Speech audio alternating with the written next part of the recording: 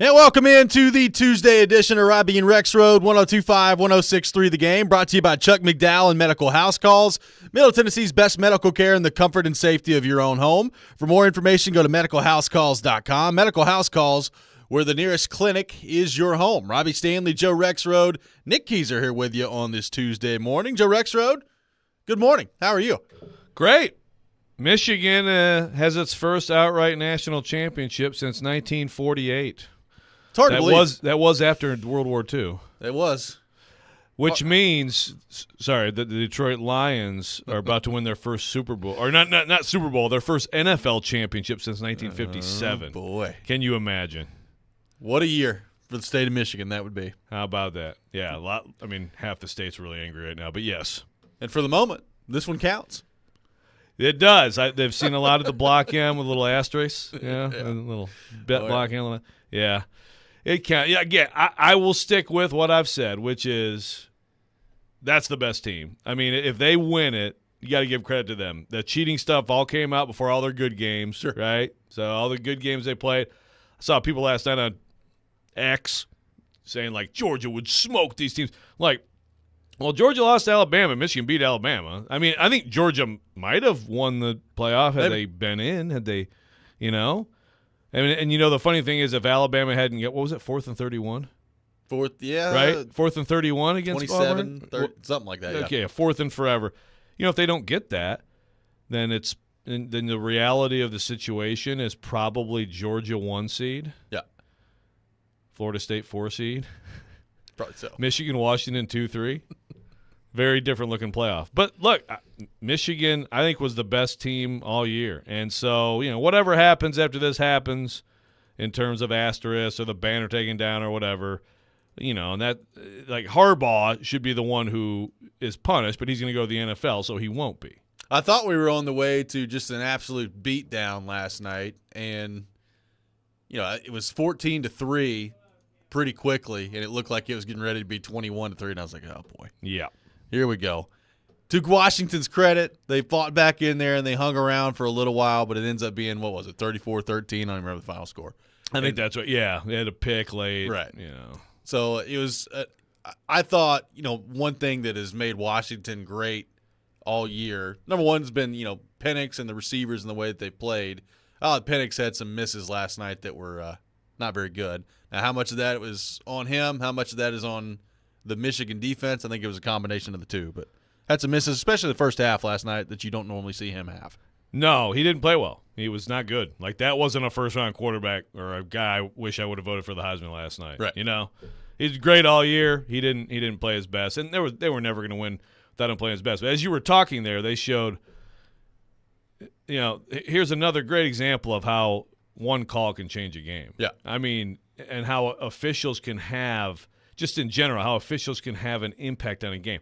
42-yarder to a Dunze. They're set up to tie the sucker and put serious pressure on Michigan in the fourth quarter, and it's the weakest holding call in a game where there were other holding calls that weren't called that were way clearer than that. I think Michigan would have won anyway. Michigan was better. Michigan was a tough team that found a way in close games when they had them this year. But still, think about that call. It's one call in a game can mean so much. Harbaugh dodged the Gatorade bath last night, and then he missed the second Gatorade bath. They tried to get him like twice. They got him. Now he was asked about his future after the game of, the NFL? He's like, can you let me enjoy this? Can you give me that? It doesn't always have to be about what's next. Yeah. There he is, Jim Harbaugh, national champion. He also said he can sit at the big table with the family now, which is pretty funny. And also, when a player was asked about the cheating, he barked in and said, "We're innocent." But again, so God bless college football. I'm sure that's true about the players. I'm sure it is. Was Connor Stallions there? Did anybody find video footage of him last night? I have not seen a post about Connor Stallions. I have not seen Connor Stallions, but I'm sure, right? He had to be. I'm sure he was there somewhere. Look at that number for Penix. 3 for 16, 2 picks on passes he threw 10-plus yards on the field. Not good. Yeah, so credit to me. That Mike Sanders, though, from Michigan, yeah. The Titans have a slot corner. But, man, that dude in the NFL is going to be one hell of a slot corner. My goodness. They've got a lot of dudes who are going to matter in the NFL. No question about it. Congratulations to Michigan. We'll get back into the national championship game a little bit later in the program. Joe, what in the world's going on with Mike Vrabel and the Tennessee Titans? I was hoping you wouldn't ask me that. So nothing happens yesterday. They have the open locker room with the players and no media conference scheduled with Mike Vrabel, which we talked about yesterday on the program.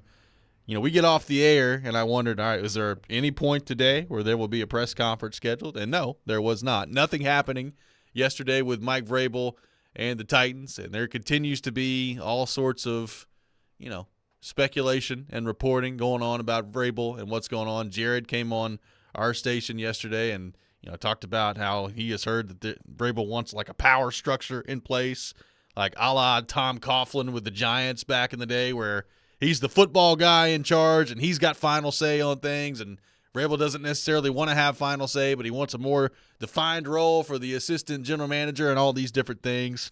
So you had that happening yesterday with Jared on his show.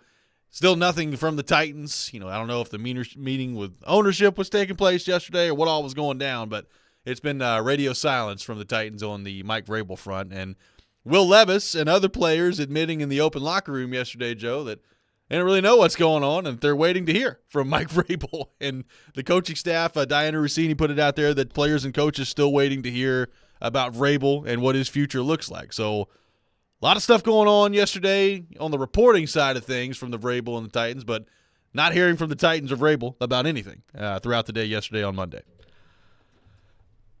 Yeah, so how about that draft? What do you think? What do you think the Titans are going to do with the 7th pick? Now, this is a new one. This whole thing is a new one. And honestly, I just, when it comes down to it, there's a whole bunch of people who are employed by the Tennessee Titans who are like, I don't know, man. And I look, this is the life of a coach, but there's a lot of assistant coaches. Vrabel's going to be fine, whatever the outcome is here. Sure. Right? I mean, I think Vrabel, I actually do want to do this at some point on the show today, again, go through the openings and the attractive candidates for the openings, because with the question of, is it possible that Vrabel could be iced out of a head coaching job if he's just fired? Right.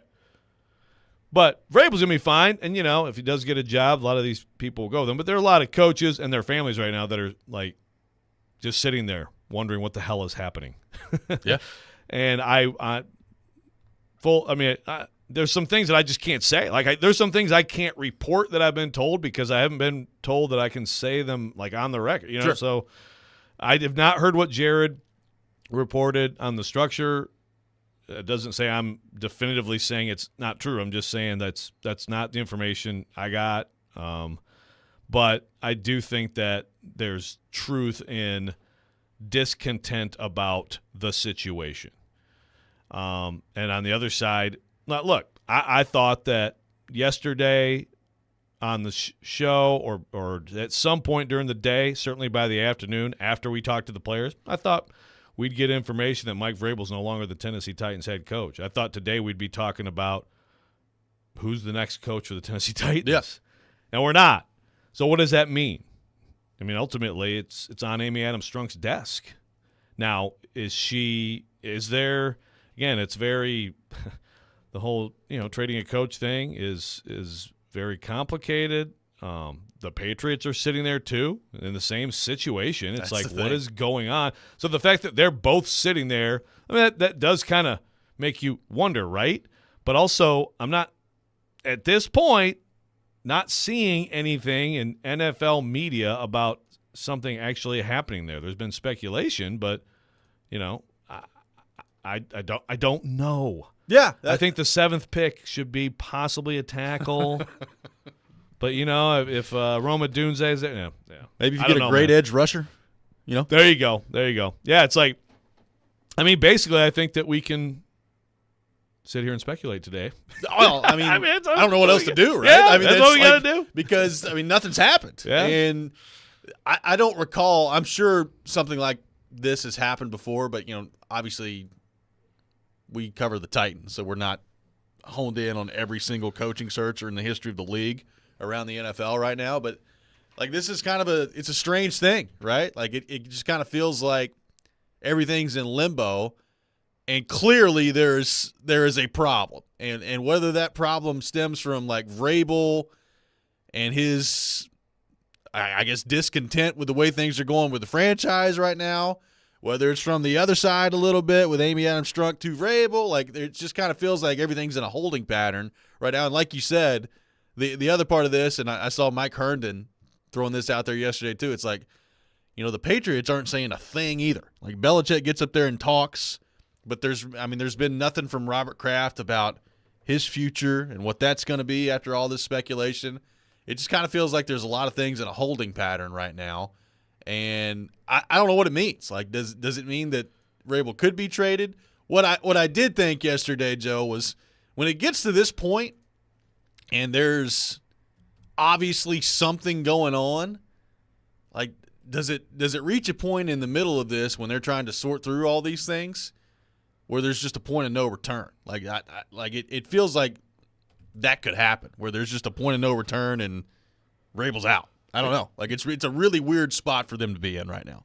Yeah, very weird. And again, as it drags on, like yesterday in the locker room, talking to players. I mean, there's a lot of basically like, Vrabel has kind of talked to him. Hey, I'll let you guys know. Yeah. Now again, the players are going to be fine. I mean, they got their own situations, under contract or not. They're going to, the guys who are under contract are going to be back and all that stuff. But I mean, it was kind of, it felt like basically, I'll let you know today, and then he didn't because there's no information. So I'm with you. I think you get to this point with all that has been talked about, and put yourself in Amy Adams Strunk's shoes. I think there's a lot of blame there for like how a lot of things have gone in the last year. Yeah. But also like if you feel like your head coach who you invested a ton in and you basically picked a year ago isn't happy, then like how can you go on like that if you're her? It's a great question. So what do you make of all this? Mike Vrabel, nothing really going on right now. There's no end-of-season press conference yesterday. The players apparently are just waiting to find out his fate and what that could be. And still we are today here at 6:13 a.m., and we've heard nothing on what the future of Mike Vrabel could look like with the Tennessee Titans. What do you think it all means? What do you think's happening with Vrabel and the Titans right now? We'll take your thoughts on all of it. 615-737-1025, our phone number, 615-737-1025. This is Robby and Rexrode, 102.5, 106.3, The Game.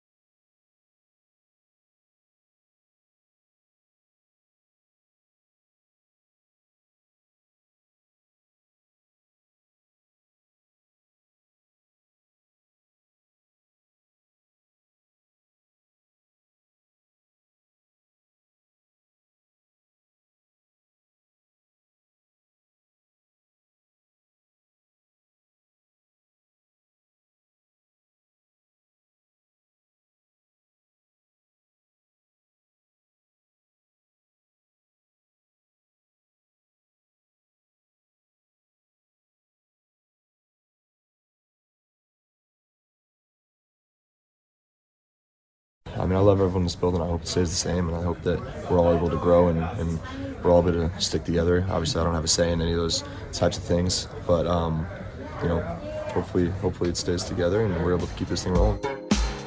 That was Will Levis yesterday at his end-of-season press conference, talking about Mike Vrabel, talking about the Titans, hoping everything stays together. We'll wait and see what happens. Nothing as of yet between Vrabel and the Titans that has been made public anyway as to what the future is going to look like. We're taking your thoughts on that all show long. 615-737-1025, our phone number. 615-737-1025. Joe, we got some angry texters on the text line. It's time for apologies. You got a texter that says, you guys spent the entire season insisting everything was A-okay with Vrabel and the Titans. Insisting. If not for national media, we would never have a clue. An apology to your listeners, please. To which I attempted to respond, but apparently our text line response is down. We actually have spent the entire season discussing whether or not Vrabel will be traded to the Patriots and whether or not he wants out. Do you actually listen? This is one of my favorite things. So now we have somebody going? mad at us about apparently insisting everything was A-okay between Vrabel and the Titans. And we've had countless texts in the past of, oh, my God, will you guys stop talking about Vrabel potentially being traded to the Patriots? He's not going anywhere. Yes, you can. Which one is it? You can make some of the people happy all the time, all the people happy some of the time. It's beautiful. You can't make all the people happy all the time. I'm always snarky to Joe. Abe Lincoln. Hey, I'm always snarky to you apparently right now. Why don't you guys go back and listen on the podcast? I mean, they have a full season's worth. Go back and listen. Get in there, Keezer. Wait, what now? He's telling listeners, go listen. Yeah. Go back and listen. When you said podcast, you threw me off. In other words, go back and listen to segments, yeah. Otherwise, Joe doesn't listen to the podcast, Robbie. That's what I'm hearing. We do the show. You go back and re-listen to our show? You do this? Is this why you don't pay attention when we're doing the show? You're like, I'm just going to listen to it later. Podcast. I can hear you all the time. Don't worry about it. I can hear you all the time. Keezer's a little snappy today, huh? Okay, good to know. Maybe we get you. Morning coffee. Why don't you get on the text line? Maybe you can respond. Robbie's response goes pea yellow. It does. Sometimes I do. Go through. Do you? Sometimes, not all the time. You do that a lot, Joe. The secret life of Nick Keezer. Yeah, it is. Yeah, I mean, look, I just could disagree with this in a number of ways. First of all, if not for national media, I mean, look, there's no question that quote unquote national media at times gets information. I mean, sure. The Schefters and Rossini, who I work with, who I've talked a lot with this week. They do get information, but there's also been local information here on this situation, and we've been discussing it the entire time. And let me just remind everybody, speaking of Rossini, it was November 23rd. November 23rd, and I know some people are going to go kill messenger on that. You can do that if you like, but I said it at the time, and I'll say it again. November 23rd, in The Athletic, Diana Rossini wrote a report that was very forceful about Vrabel being back next year, quoting high-level sources with the Tennessee Titans.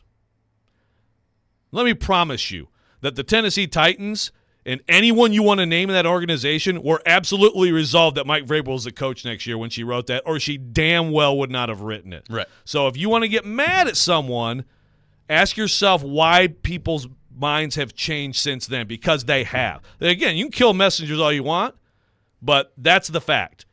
Minds inside that building at the top of that organization have changed in the weeks since then. I got a texter that says, just an opinion, but Vrabel's body language doesn't match his words. He doesn't want to be here. Trust what I'm saying. I'm not saying he's unhappy all the time, but it's easy to recognize if you know what you're looking for. It's like an unhappy relationship, and someone in the relationship is hesitant to make a move. # truth. It's from an unnamed text. Thank you for that little # truth at I like the end. it. Yeah. Well, that's a confident text where you put your # truth at the end of it. But this is, we talked about this last week when he was asked about, whether or not you want to be here. Well, of course I want to be here as long as we can win. And I said at the time, pay attention to what he's saying. As long as they can win. It was not just some random comment thrown in there. So this idea that, I saw a lot of, and this was from the national media, of Vrabel shuts it down. He says he wants to be in Tennessee, and it's I don't know that that's really what he said. Right. He's just kind of saying whatever you have to say in that situation. Well, and to tell you what, and we said it, I think gently, because I'm not big on. I'm not big on calling out people unless it's something really egregious, or unless it's like Kaharski and we're just like messing with him or something, or Glenn. And I guess actually there's a lot of people in media here that we like to rip on. But like seriously get angry at them. Obviously we yell at Jared, right? Yeah. There was some media here locally who took that as like, there you go, everybody. The final word is spoken. I'm like, please don't. Please. And I think some young people, like, dude, stop. This is just the game. This is what you have to do if you're him. You say that crap. Right. And he left himself an out. It was never. And maybe, honestly, I may be a little mixed up. Maybe because, I follow like Titans Twitter and stuff like that. Maybe it was more on that side of things. But I feel like there were a couple media people here that were like, took that as gospel. I was like, dude, no. Absolutely not. Never. Let's go to our 102.5 The Game phone line, driven by WilsonCountyHyundai.com. And welcome in Jaden. Jaden, good morning. Thanks for calling in. Good morning, gentlemen. So I'm going to give my take on Old Vrabel. I think the delay that we have right now is concerning if we're thinking about Vrabel staying as the head coach of the Tennessee Titans.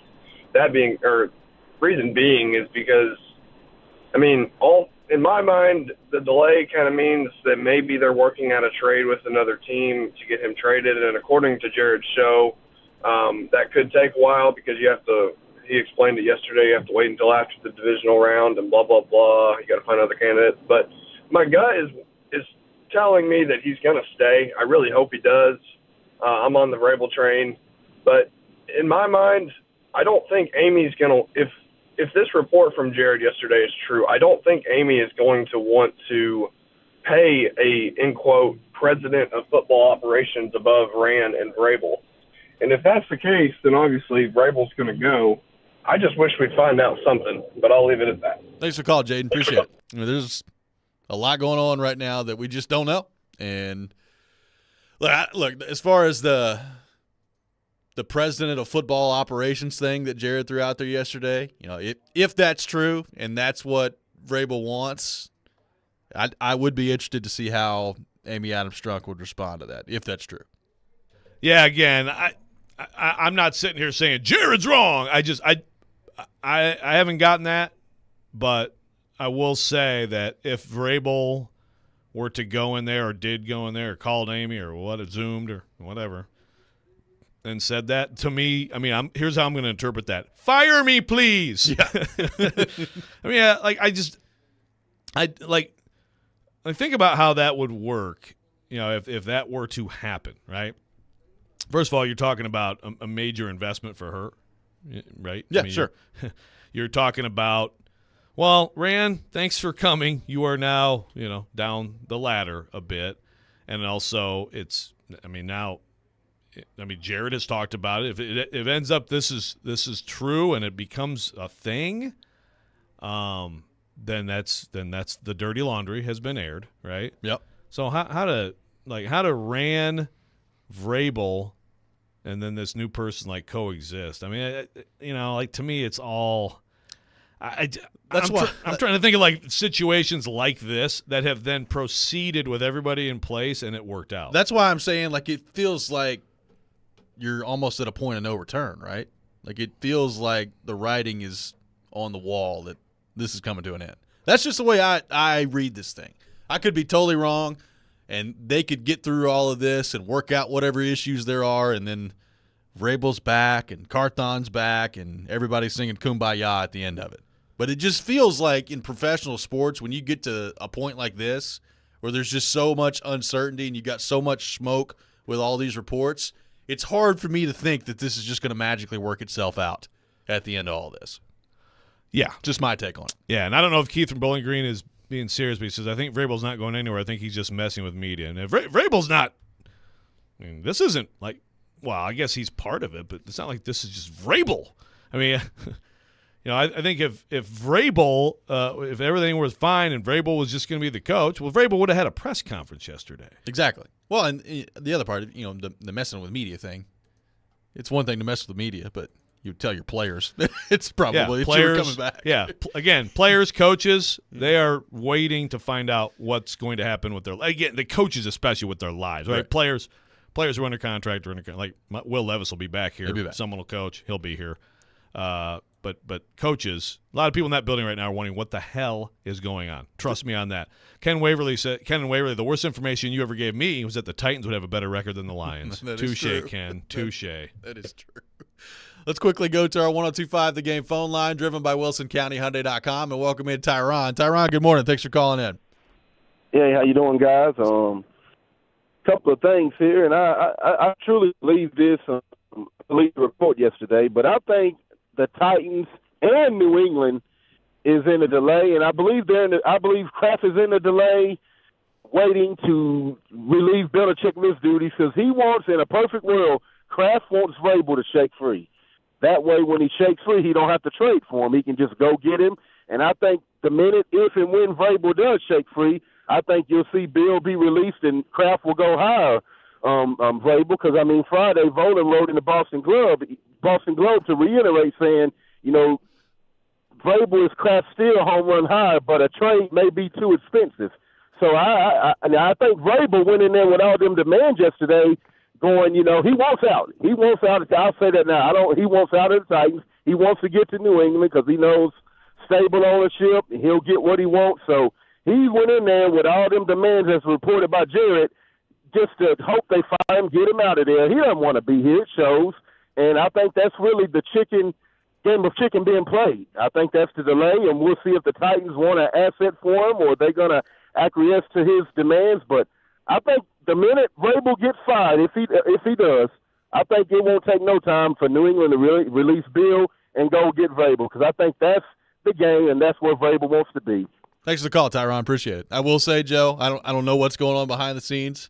I did find it interesting yesterday after all this talk and all this reporting about Belichick and the Patriots that he gets up there, has a press conference yesterday, and then nothing happens. Like, there's no mutual agreement to terminate. There's no trade. There's no nothing. There's just like a holding pattern. And it is interesting that they're just kind of apparently sitting there and waiting.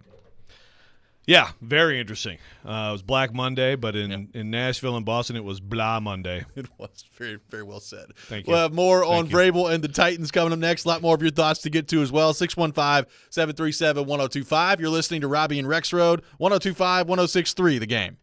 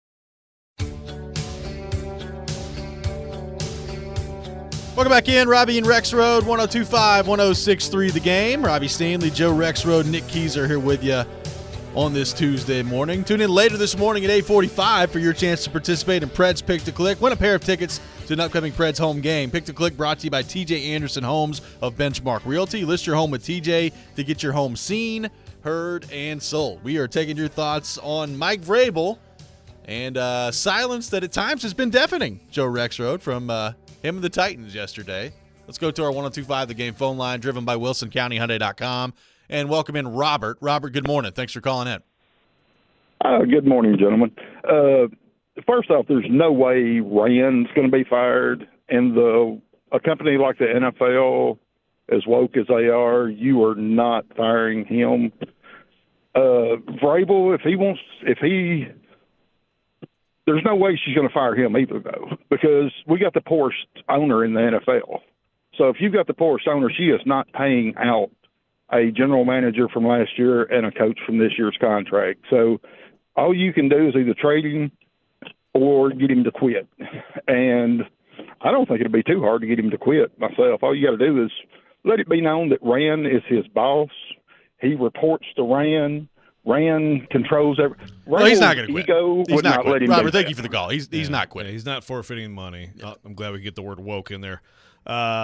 He's not forfeiting money. And you know, I've ever seen an NFL coach like, you know what, I quit. I'm done.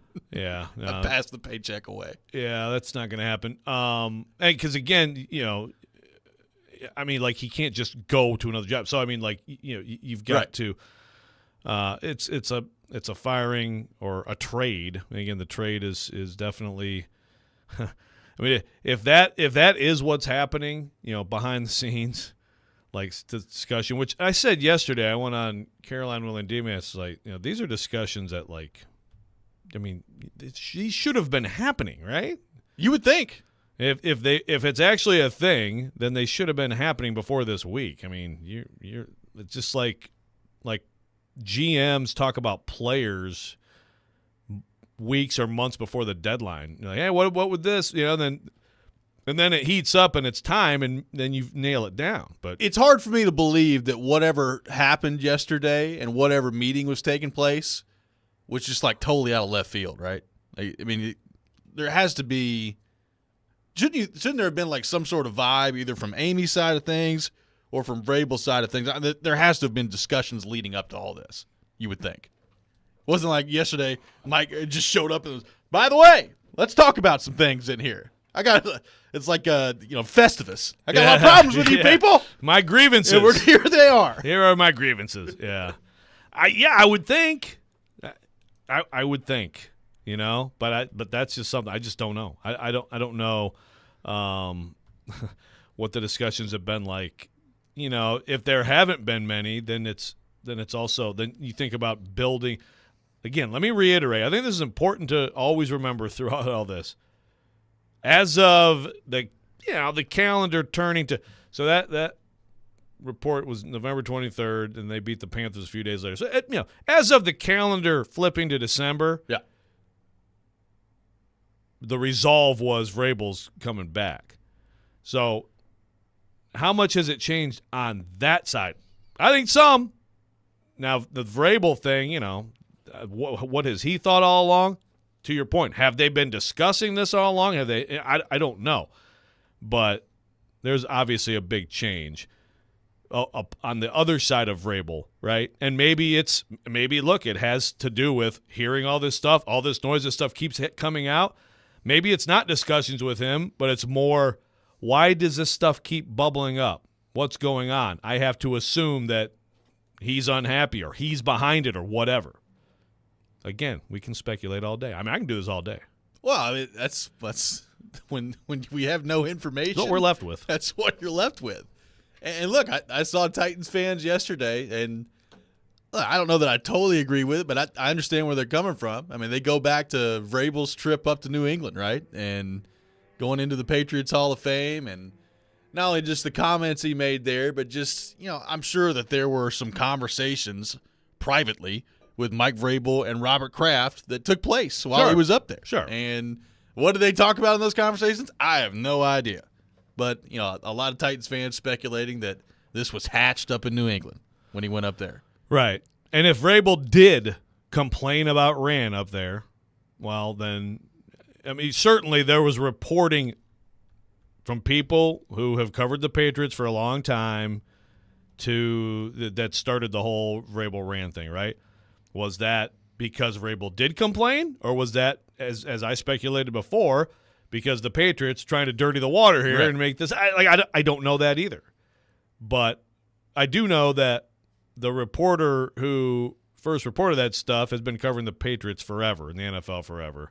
So he was told that by someone, again, I'm going to say pretty freaking high level. The League Boston source. Globe stuff. Yeah, the Boston Globe stuff. There are high-level Patriots people who have been on this Vrabel thing. That one wasn't even a leak source. It was a source close to the Patriots, I think, was the terminology which used. Was very, strange terminology. But so that's kind of where it started.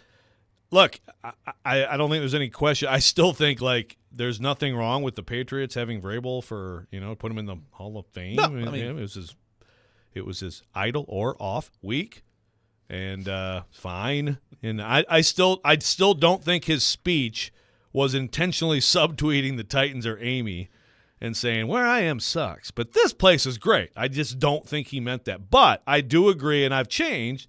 Obviously we yelled at Jared about that one too. I will agree, and I said this weeks ago on the Jared versus Joe. I agree that he shouldn't have said it, because clearly that perked up a lot of ears, and that has caused trouble for him. Well, so you got to choose your words more carefully. I still don't think he was trying to say something, but that people notice that one. Well, then what does Amy Adams Strunk think about all this too? Because you right, have so all then you have her. Yes. Right, you have all the smoke around Vrabel and the Patriots and all that stuff that we've talked about all year long, which we have talked about all year long. We actually have. We actually have discussed that. And you have, on top of that, Joe, the job performance that has gone on here, where they've done a whole lot of losing, and they've won 6 out of 24 games. So there's that you factor into it as well. And then, all the other stuff of, what does Vrabel want? If Vrabel was going to stay here, what does that look like? Is there a different power structure that he wants in place?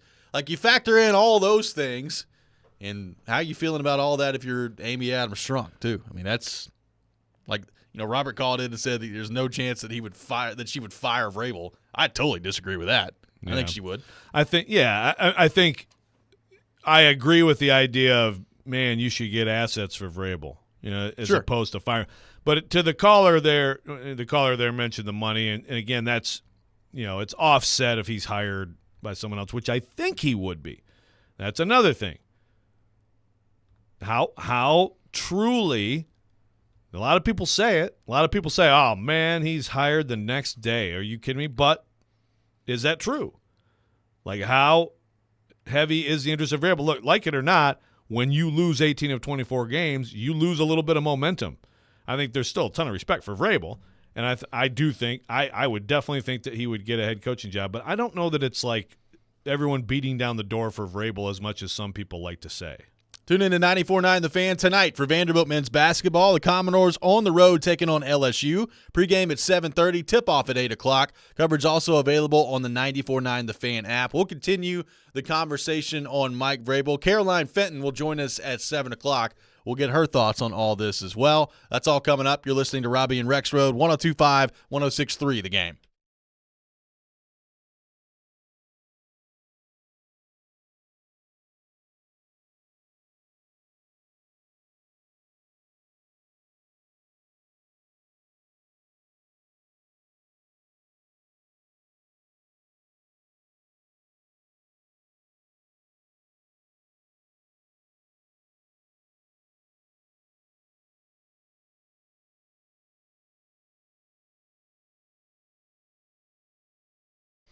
Hey, Robby Stanley here, and when it comes to the NFL playoffs, you've got to win one game at a time, but when you bet the NFL playoffs on FanDuel, one game can mean a whole lot of wins. FanDuel, America's #1 sportsbook, has all your favorite bets like the money line and the spread, plus all sorts of prop bets for you to look at as well. Very interesting Super Wild Card weekend coming up. I like the Pack to cover against Dallas, and I love the Bills taking on the Steelers. But you can take it any way you want to take it. Right now, every day there's an NFL playoff game. FanDuel is giving all customers a no-sweat same-game parlay. That means when you combine all your bets for a chance at a bigger payday, you'll get bonus bets back if your same-game parlay doesn't win. Just visit FanDuel.com/Rob if you don't already have an account. Make every moment more with FanDuel, an official sportsbook partner of the NFL. You must be 21 years or older and present in Tennessee. First online real money wager only. $10 first deposit required. Bonus issued is non-withdrawable bonus bets that expire 7 days after receipt. Restrictions apply. See terms at sportsbook.fanduel.com. Got a gambling problem? Call the Tennessee Red Line at 1-800-889-9789.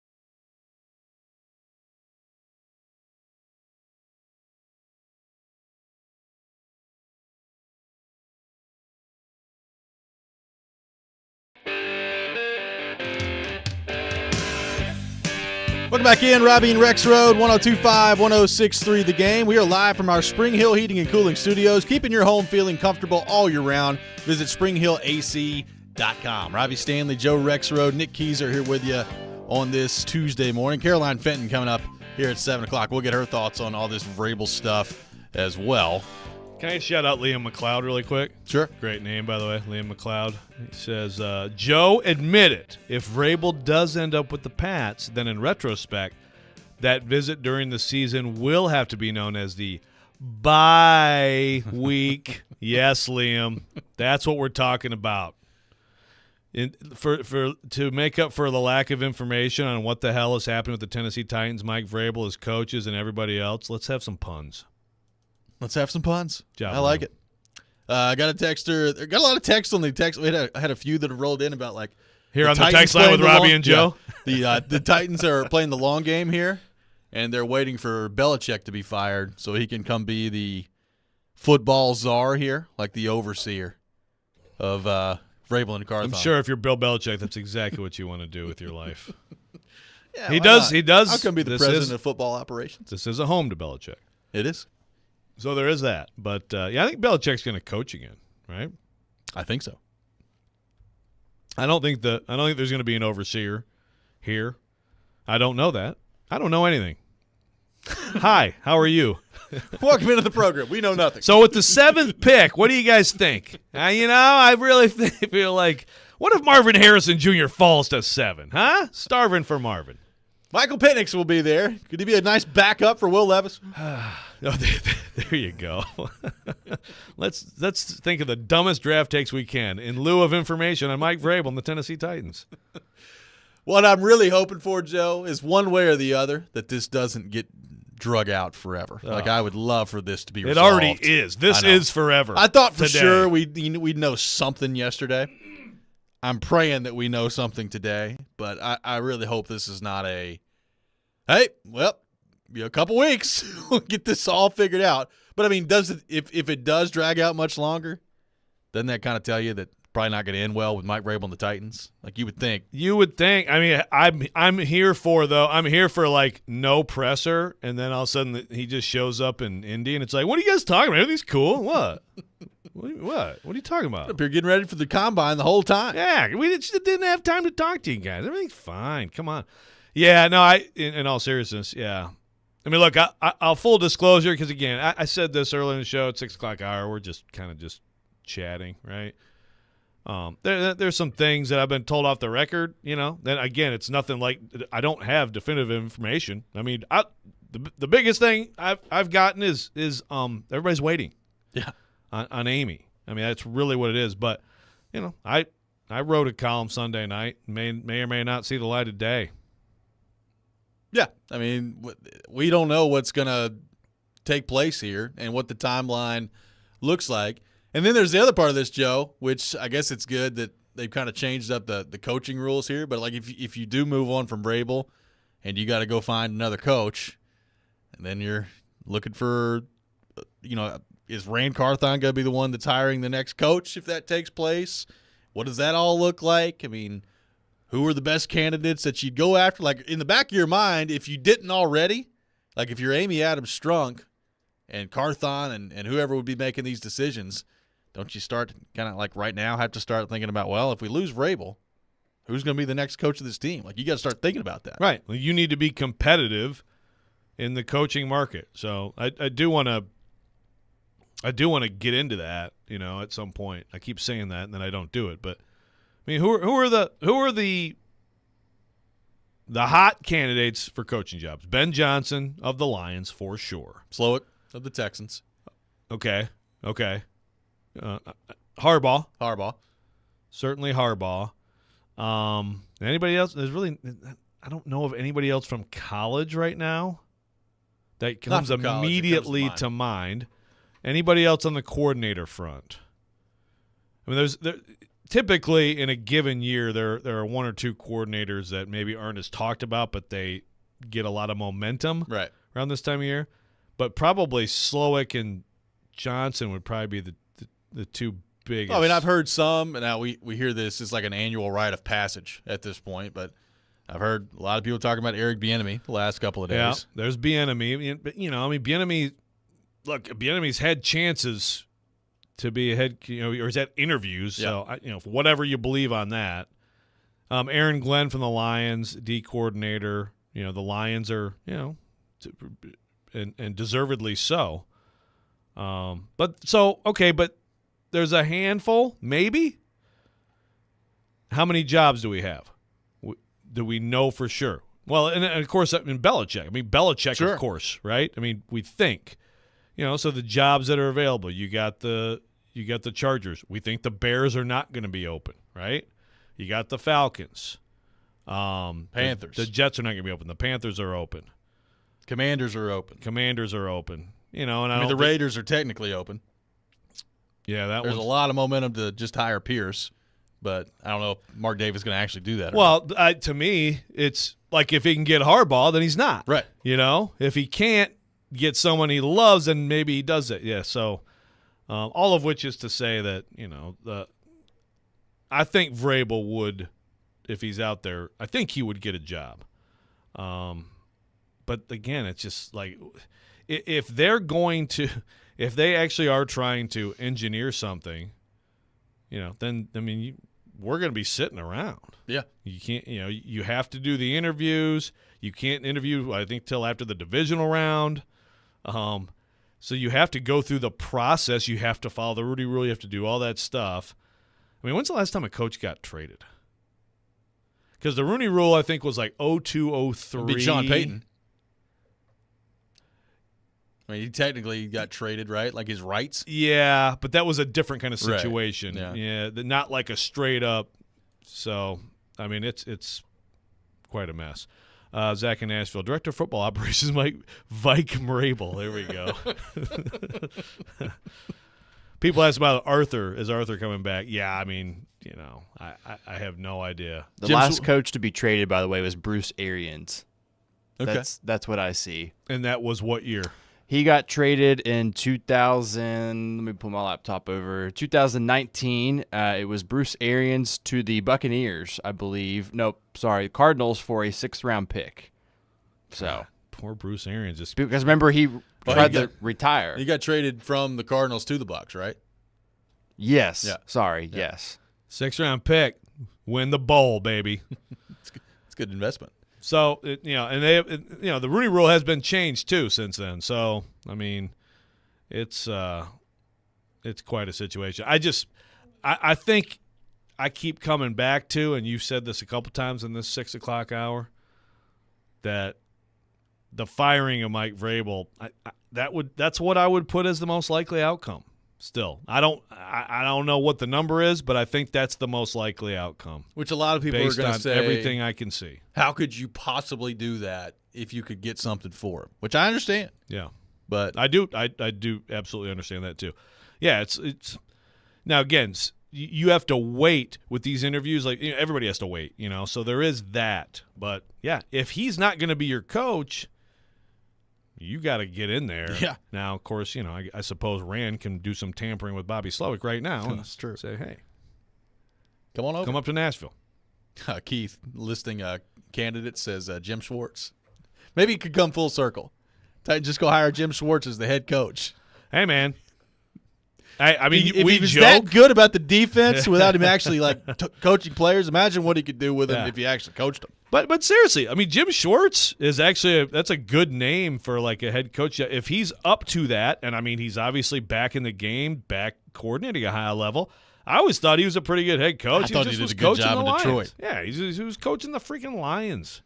So how about that? Wouldn't that be wild? And I hope that he would keep Keith Carter as D coordinator. 615-737-1025, our phone number, 615-737-1025. Coming up next, we'll be joined by Caroline Fenton. We'll get her thoughts on all the Mike Vrabel stuff, her thoughts on the national championship last night between Michigan and Washington as well. You're listening to Robby and Rexrode, 102.5, 106.3, The Game.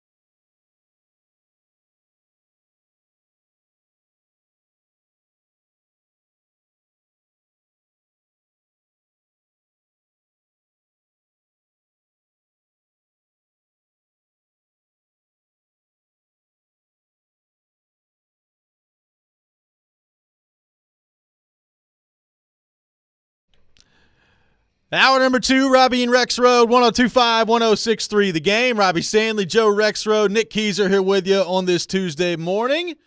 And as we do every Tuesday morning at 7 o'clock, we welcome in our friend Caroline Fenton to the program, host of Caroline, Willie, and D-Mace. Caroline, good morning. How are you? Good morning. It's a shame that cheaters win championships, but I guess if you ain't cheating, you ain't winning. Ooh. I thought it was going to be "You ain't cheating, you ain't trying," which is an SEC. That's one of their slogans, right? Wasn't that the SEC slogan before? It just means more. Yeah, they had that. That was Will Wade's slogan, They actually. had that on the literature. Will Wade coined that slogan, and I guess it was adopted by the rest of the SEC. Oh, God, Will Wade. Look, Caroline's Legend. just happy that Brian Kelly got rid of his entire defensive staff. She's ready to. I am. That's right. Fired up. I am. I have been walking on a cloud. Life seems easier. The birds are chirping louder because Matt House is no longer at LSU. That's right. It's a big week. It's a big, like, the defense got better just because Matt House is no longer there. Addition by subtraction. No question about Exactly. it. So we'll get into the national championship game here in just a minute. I do want to start with your thoughts on the Vrabel stuff. So we've been talking about that all show long. Nothing from Vrabel or the Titans yesterday. No press conference. You got players in the locker room talking about, hoping to hear something at some point from Vrabel, and we'll see what the future looks like there. We discussed, Jared and his reporting of the power structure and all that stuff yesterday. What do you think about all this? That you get to the end of the season and there's just radio silence with Vrabel and the Titans right now about what his future is going to look like. What do you think about all this, and ultimately, where do you think this is headed? Yeah, Mike Vrabel telling the team, I don't know if I'll be here, but I'll keep you updated is absolutely wild. It is. And is just such a casual and cavalier way to approach your job status. I think the biggest overall thing is, we have been talking about this speculation about the relationship, speculation about Mike Vrabel. Does he want to be here? Does he not want to be here? Is Mike Vrabel going to be retained? We've been talking about these things for months, and it's been dismissed for a good portion of those months. I think we all know now there's something going on here. There is absolutely some smoke. Overall, to Jared's report yesterday from his league source about Mike Vrabel proposing, demanding, maybe a more appropriate word, as Jared said, that they bring in a third person. Honestly, I think it's pretty bad. I think it's pretty awful. I think that the more cooks that you add into the kitchen doesn't necessarily mean it's a good thing, doesn't necessarily fix things. And I also think it's a massive vote of no confidence in Rand Carthon. Because what Jared said was Mike Vrabel doesn't want to be GM. He doesn't want to have final say. He just wants to coach football. Okay, fine. Mike, if you want to do that, then take a step back. Let Rand run the show. Let Rand be the general manager. But clearly Mike Vrabel doesn't trust Rand Carthon to do that. So I think moving forward, my thoughts on this is it's very clear that Mike Vrabel doesn't trust Rand Carthon. It's very clear that whatever the current power structure is right now, which just feels like a big glob of people and nobody really knows whose job is what, and there's not really clear delegation, it's clear that it's not working and you cannot move forward with the status quo. That if you move forward with the current power structure and just run it back with what you had this past year, it's not going to work and you're not going to be successful. What does that look like? Does that mean that Mike Vrabel is no longer coach of the Tennessee Titans? Maybe that's the case. And if he proposes this and Amy Adams-Strunk says, no, Mike, we're not going to do that, could Mike Vrabel say, okay, well, then I don't want to be here? Sure, he could, but where's he going to go? Is he just going to quit? If Mike Vrabel proposes this and Amy Adams-Strunk says, I like that idea. I think that's a great idea.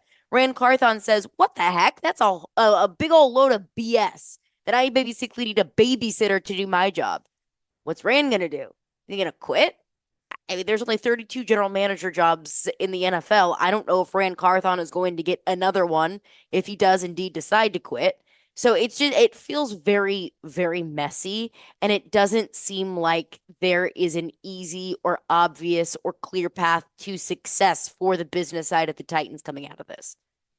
Yeah. There's also a possibility that this does not get proposed, has not been proposed by Vrabel too. I mean, that's the thing. There's a lot of haze around this. Speaking of haze, Maize and Playing from Hayes. Green Bay? Hayes and Blue. Will this boy. national championship be? Oh. Will this national championship be Log vacated, off. Caroline? I'll let you try that one again, maybe. Joe. Oh man, that just popped in my head too. Oh man, it's crazy. Don't even know where to go from Been there. thinking about that one for a while. Will it be vacated? I'm 50-50 on that. Because did Michigan cheat at the beginning of the season? Yes. Was Michigan cheating in the national championship game? Honestly, if we're still letting Michigan steal signs after all this, then that's on you. That's on you, Kalen DeBoer. I do not think that this win will be vacated. I do think that Jim Harbaugh will be thrown just a bunch of NCAA sanctions, and I do not think that Jim Harbaugh will be at Michigan next year. Yeah, Yeah. I would say tend to agree with that. Yeah, the vacated thing's really it's so hard. This whole thing is so unprecedented. I mean, And also, I have no if it idea what is the heck they're going to do with vacated- this. If it is vacated, so what? Yeah. Like that really at this point, that's all the NCAA has is to vacate wins and to take away scholarships. It doesn't take away what we all saw last night. It doesn't take away, all the millions of confetti that were falling, to take a few words from Jim Harbaugh's weird post-game press conference or post-game interview last night. It doesn't take any of that away. Sure, does Michigan maybe have to take the banner away? I guess. Do they not get to claim that national championship moving forward? I guess. But in all of our eyes, Michigan won the national championship in 2023, and it was riddled with speculation and riddled with all sorts of controversy. And it is just the perfect chef's kiss ending to the most wild college football season yet. That the team that's been cheating, the team that sent a staffer in disguise to the Central Michigan sideline to steal signs, ends up winning the national championship. And also, did Michigan really need to steal signs? That last night to me was a team that didn't need to cheat to win a championship. This year's team didn't, but when this started, Harbaugh was precarious. I mean, Harbaugh was in trouble. That's the thing. This is very a much so multi-year on the hot thing. seat. Yeah. So for him, I think this helped him. What did you make of, Penix has been so good all year long, played great against Texas. I think to say that he struggled last night may be an understatement. What did you make of that, and how much credit do you give Michigan for that, and how much do you think it was just an off game for Penix? Just want to bring up a question you all asked me last week about Michael Penix deserving the Heisman. I knew this was coming. Maybe we've all kind of soured on that a little bit. Everyone agreed. To be Jaden fair, Daniels deserved the Heisman. I was Team Jay Daniels the whole way. I never Thank wavered. you, Robby. I feel better again about my vote. That's good. Good. I'm glad that we as a fickle college football society are back at ground zero here. I think it's a little bit of both, because I looked at Washington and I knew this was going to happen. I told you guys this last week that every single game that Washington plays, I counted them out. And I said, no more. No. Not going to count them out anymore. And of course, the game that I put money on Washington, they ended up pooping the bed. I think that in order for Washington to win football games, Michael Penix has to be perfect. And those receivers cannot drop a football. That's how they beat Texas. It was the most perfect throws and the most perfect windows for Michael Penix. And Rome Odunze and the rest of that Washington receiving core made Superman throws. And they made these incredible, most athletic catches and all of these plays. That's how they were able to beat Texas. That's how they were able to beat pretty much every single team on their schedule. They didn't do that last night, and you can do that against Arizona State and still find a way to win. I mean, still at one point in the game, Washington was only down 7, and it seemed like Michael Penix couldn't complete a forward pass. Well, he made an amazing pass, and they called a ticky-tack holding that took it off the board. But yes, for the and most then part, Michigan yes. got the ball back, and one of their biggest offensive pickups of the night, there was a clear and obvious hold on Michigan that wasn't called. That's not the reason why Washington lost that game last night, was because of the refs, but it was a massive missed holding call on Michigan there. I think it was both. Michael Penix simply could not complete a pass. Those Washington receivers that seemed like they didn't drop a pass all season long, they were dropping even the easy ones, the ones that hit them in the hands. And look, when a pass is, 4 feet over your head, you can't catch that. That falls on the quarterback. But D Mason, I talk about this a lot of incomplete passes, missed throws, bad drops. Is it on the quarterback? Is it on the receiver? I put blame on both of them for individual, drops and missed opportunities yesterday. Half the blame goes on Michael Penix, half the blame goes on some receivers that just couldn't come down with a catch. But also credit to Michigan. I mean, look at Michigan's defense last week against Alabama, what they were able to do, how they were able to disrupt Jalen Milroe, how they were just in his face all game long. That's just Michigan's number one defense doing what number one defenses do. That's a championship defense right there, and Michigan showed it last night. Well, Caroline, head on a swivel this week. We'll see if there's any news that we learn at any point here in the next few hours about Mike Vrabel. Thanks so much for taking time to be with us, and we'll be listening at 11 o'clock. Do we think there's news today? I honestly don't. I thought we'd have some yesterday. Like I so said I'm earlier, just like sitting here waiting. I think I said it to you guys, or I don't remember what I said exactly, but like I had something written Sunday night, so I absolutely expected news yesterday. So, dude, who knows? Expect the unexpected. We're about to start just talking about the draft. No, just see what happens. Yeah, not yet. Number 7 pick. Let's go. Let's get in that mock draft season, How much baby. do you Let's think go. not having a third-round pick will hurt the Titans? Joe Ball. There you go. That's right. Thank you, Caroline.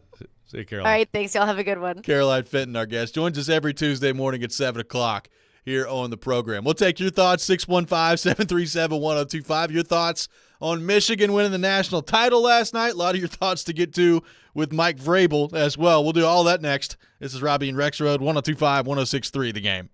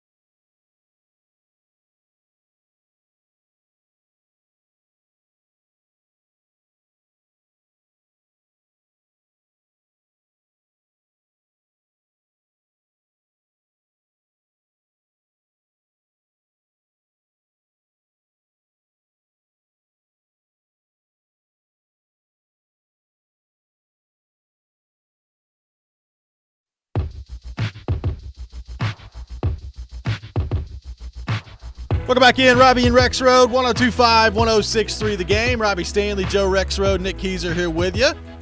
Got a Preds prize pack that you can qualify to win. A massive prize pack that includes 2 tickets to tonight's game at Bridgestone Arena, Lexus Lounge access, 2 Preds packs, and a $50 credit to BetMGM.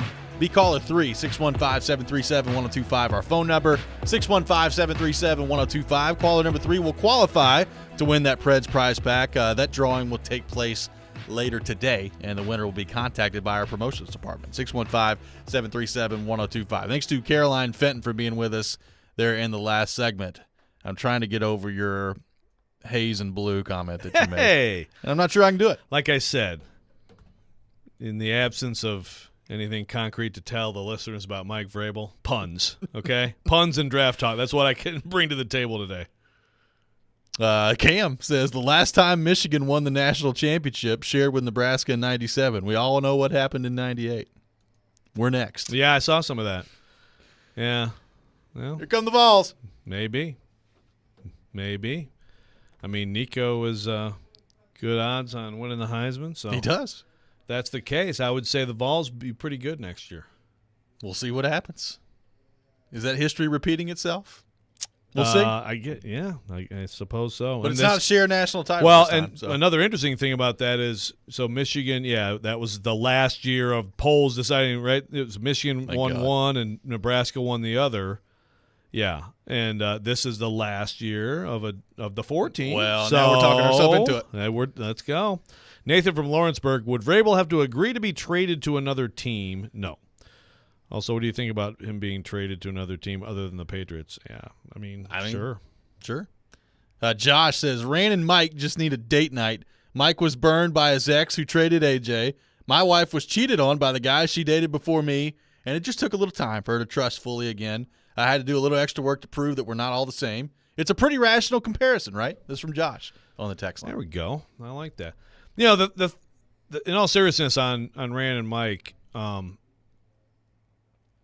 you know, I still don't think this is like a like a nasty relationship or anything like that. You know what I mean?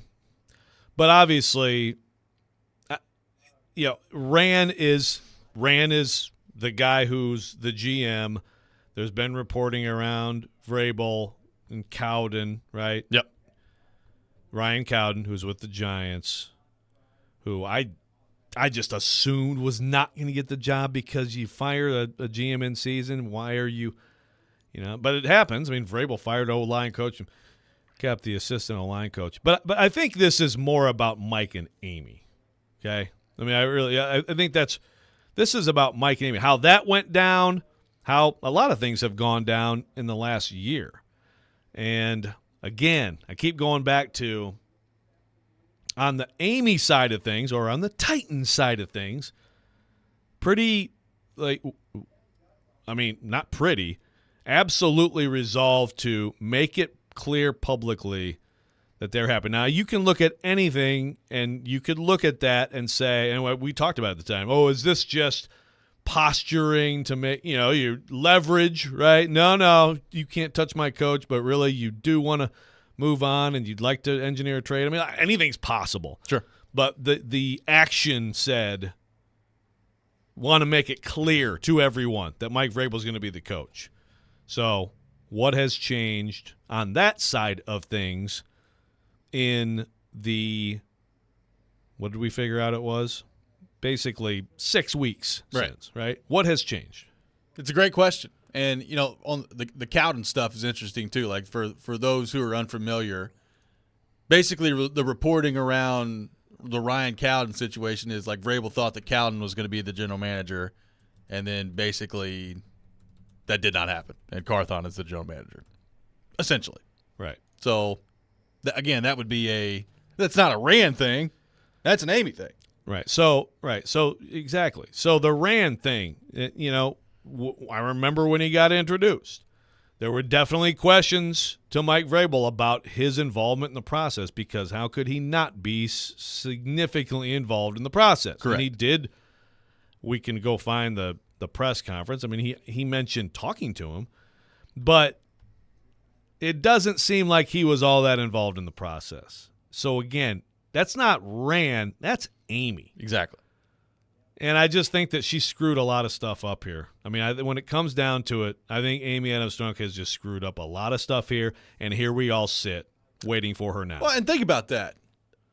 Let's say you get through all this and Vrabel's gone, whether it's via trade, via firing, whatever it is, and just think about the way that things have gone down. You went through a stretch where you had won back-to-back AFC South titles for the first time in forever.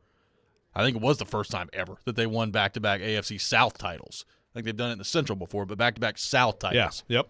So you did that. You're the number one seed in the AFC. Your quarterback screwed it up against Cincinnati.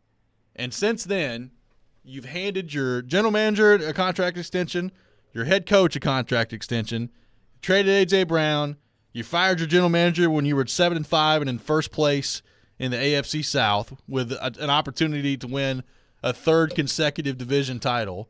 And then 1 year later, if this goes the way it might go, you lose your head coach. I mean, it's not great ownership. No. Not great ownership. And that's not encouraging if I'm a Titans fan moving forward. No. Now, did you just blame her for trading A.J. Brown? No, I'm just in the timeline of things that happened. Yeah. But, I mean, did she not have to give the okay for that to happen? Now, I would look. I would expect to me an owner in any situation should trust their people, right? Like you should trust your people that you just gave these huge extensions to, because that was 2 months after the extension. I mean, you should trust that and trust what John Robinson's telling you. So I don't have yes, I don't have a problem with that on her end, but yeah, you just laid it out. You made a massive investment and declaration about the direction of the franchise. And yes, some things went wrong. We can argue about John Robinson. I think I could make a case still, if you want to really piss people off today, I can make a case still that you shouldn't have fired him. Not just in season, but even at the end of last year. I can make that case. I know some of you are like, you got to be kidding me. That's fine. I mean, I think it had gotten to the point with the bad drafting where it certainly had to be discussion, right? Well, I could certainly make a case you shouldn't have fired him when you were 7-5 in first place in the division in the middle of the year. Exactly. Yeah, for sure. The in-season firing is the sign of it's just like that just doesn't make sense. That helps nobody. I mean, it didn't help them. It's not like they got a head start on general manager. Exactly. No, it just that was to me a big red flag on Amy Adams-Strunk. I mean, that's just what it is. And so if it ends up now, however it is, whatever you did or didn't do, your head coach pretty clearly not happy. And this is a guy that you basically said, okay, John's out, all the chips are in with Mike. Mike has done his job way better than John. Nobody would argue with that, right, at that point? Especially at that point. I mean, Vrabel was the reigning coach of the year, and he had absolutely done more with less, and he had done his job better than John Robinson. And now, a year later, that's about to end potentially. That's not good.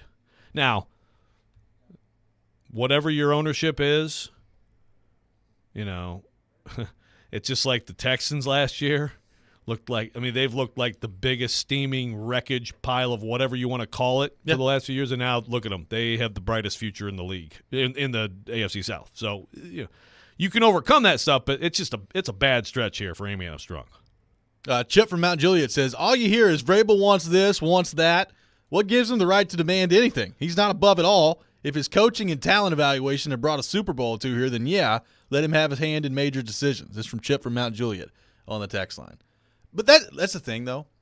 Like, everybody just assumed after Robinson was fired last year that Vrabel wanted more responsibility and wanted a hand in all these decisions and wanted to be the de facto general manager. And, he never said that. I mean, part of the problem here is they've never said anything about the power dynamic here. Right. So, we don't really know what all that's looked like. And that's been a problem all year of – I don't know who made that decision. I don't know who brought in Andre Dillard. I don't know who did this, did that. I mean, you're just guessing like we have been all year. Exactly. And I think there's been some back channeling to try to fight that narrative. And we've talked about this a million times, but some of the choices the Titans made last year certainly were like Rand Carthon made the choices. I mean, it's guys he knew, right? Sure. Like, just totally makes sense. I think without question, I think two things, and they can both be true. Vrabel got more power. I believe that. I mean, it's just he was hired by the GM, so it was a traditional arrangement. If a GM hires a head coach, the GM picks a player, his coach coaches the team. But also, that's one part being true, but also that he does believe that a GM should do the GM's job. So he's not Mr. Oh, no, me. I make the call on everything. That's a terrible way to go about things. I mean, a collaboration actually is a good idea, but yes, the way it was sold, and then when you're losing, that's when it becomes a problem. I got a real quick text here. Good morning. Why wouldn't the Titans fire Rand Carthon and let Vrabel pick his next GM? From Brad. I tried to reply, but it went yellow. That's what happens, folks. When our texts don't go through, they turn yellow on the screen. But I said, because Rand Carthon's been here less than a year, and the worst performance of the two in the past 2 years, and of course, again, Carthon wasn't here for the past 2 years. He was here for one, but has been on the coaching side, right? So Amy had a chance to let Vrabel pick a GM or be involved in the GM or whatever, and she hired Rand Carthon less than a year ago. I don't understand. I mean, firing him, I guess anything right now makes Amy look bad, like the way this is all going. Oh, yeah. But, like, if you fire him less than a year after hiring him, how bad does that look on you? Right, but again, and, Caroline brought this up, and Jared was talking about this yesterday too. Like, if Vrabel, for whatever reason, whether it was the way things went down when he was hired, whatever it is, like if Vrabel doesn't trust Rand Carthon to do his job, like, shouldn't that be a problem if you're Amy Adams Strunk? Like, isn't that like kind of a red flag too? Like, why? Why do you not? What's going on here? Yeah, if that is the case, then yeah, it's the whole situation is a mess. Yeah, and here we are. It's a total mess. So with the 7th pick, I saw some Patriots fans getting excited about Joe Alt. And then some other Patriots people on Twitter are like, are you crazy? They need a quarterback. What are you doing? Shane in the Burrow says, poverty franchise. Let's accept it and embrace the suck that is the professional football team in Nashville. Poverty franchise. 615-737-1025, our phone number. More of your thoughts on Mike Vrabel and the Titans. Not hearing a whole lot. Still keeping our eyes peeled for breaking news on the Titans. Hadn't seen that yet, Joe. Maybe at some point today. Play the Pink Panther music. 615-737-1025. This is Robby and Rexrode. 1025-1063, the game.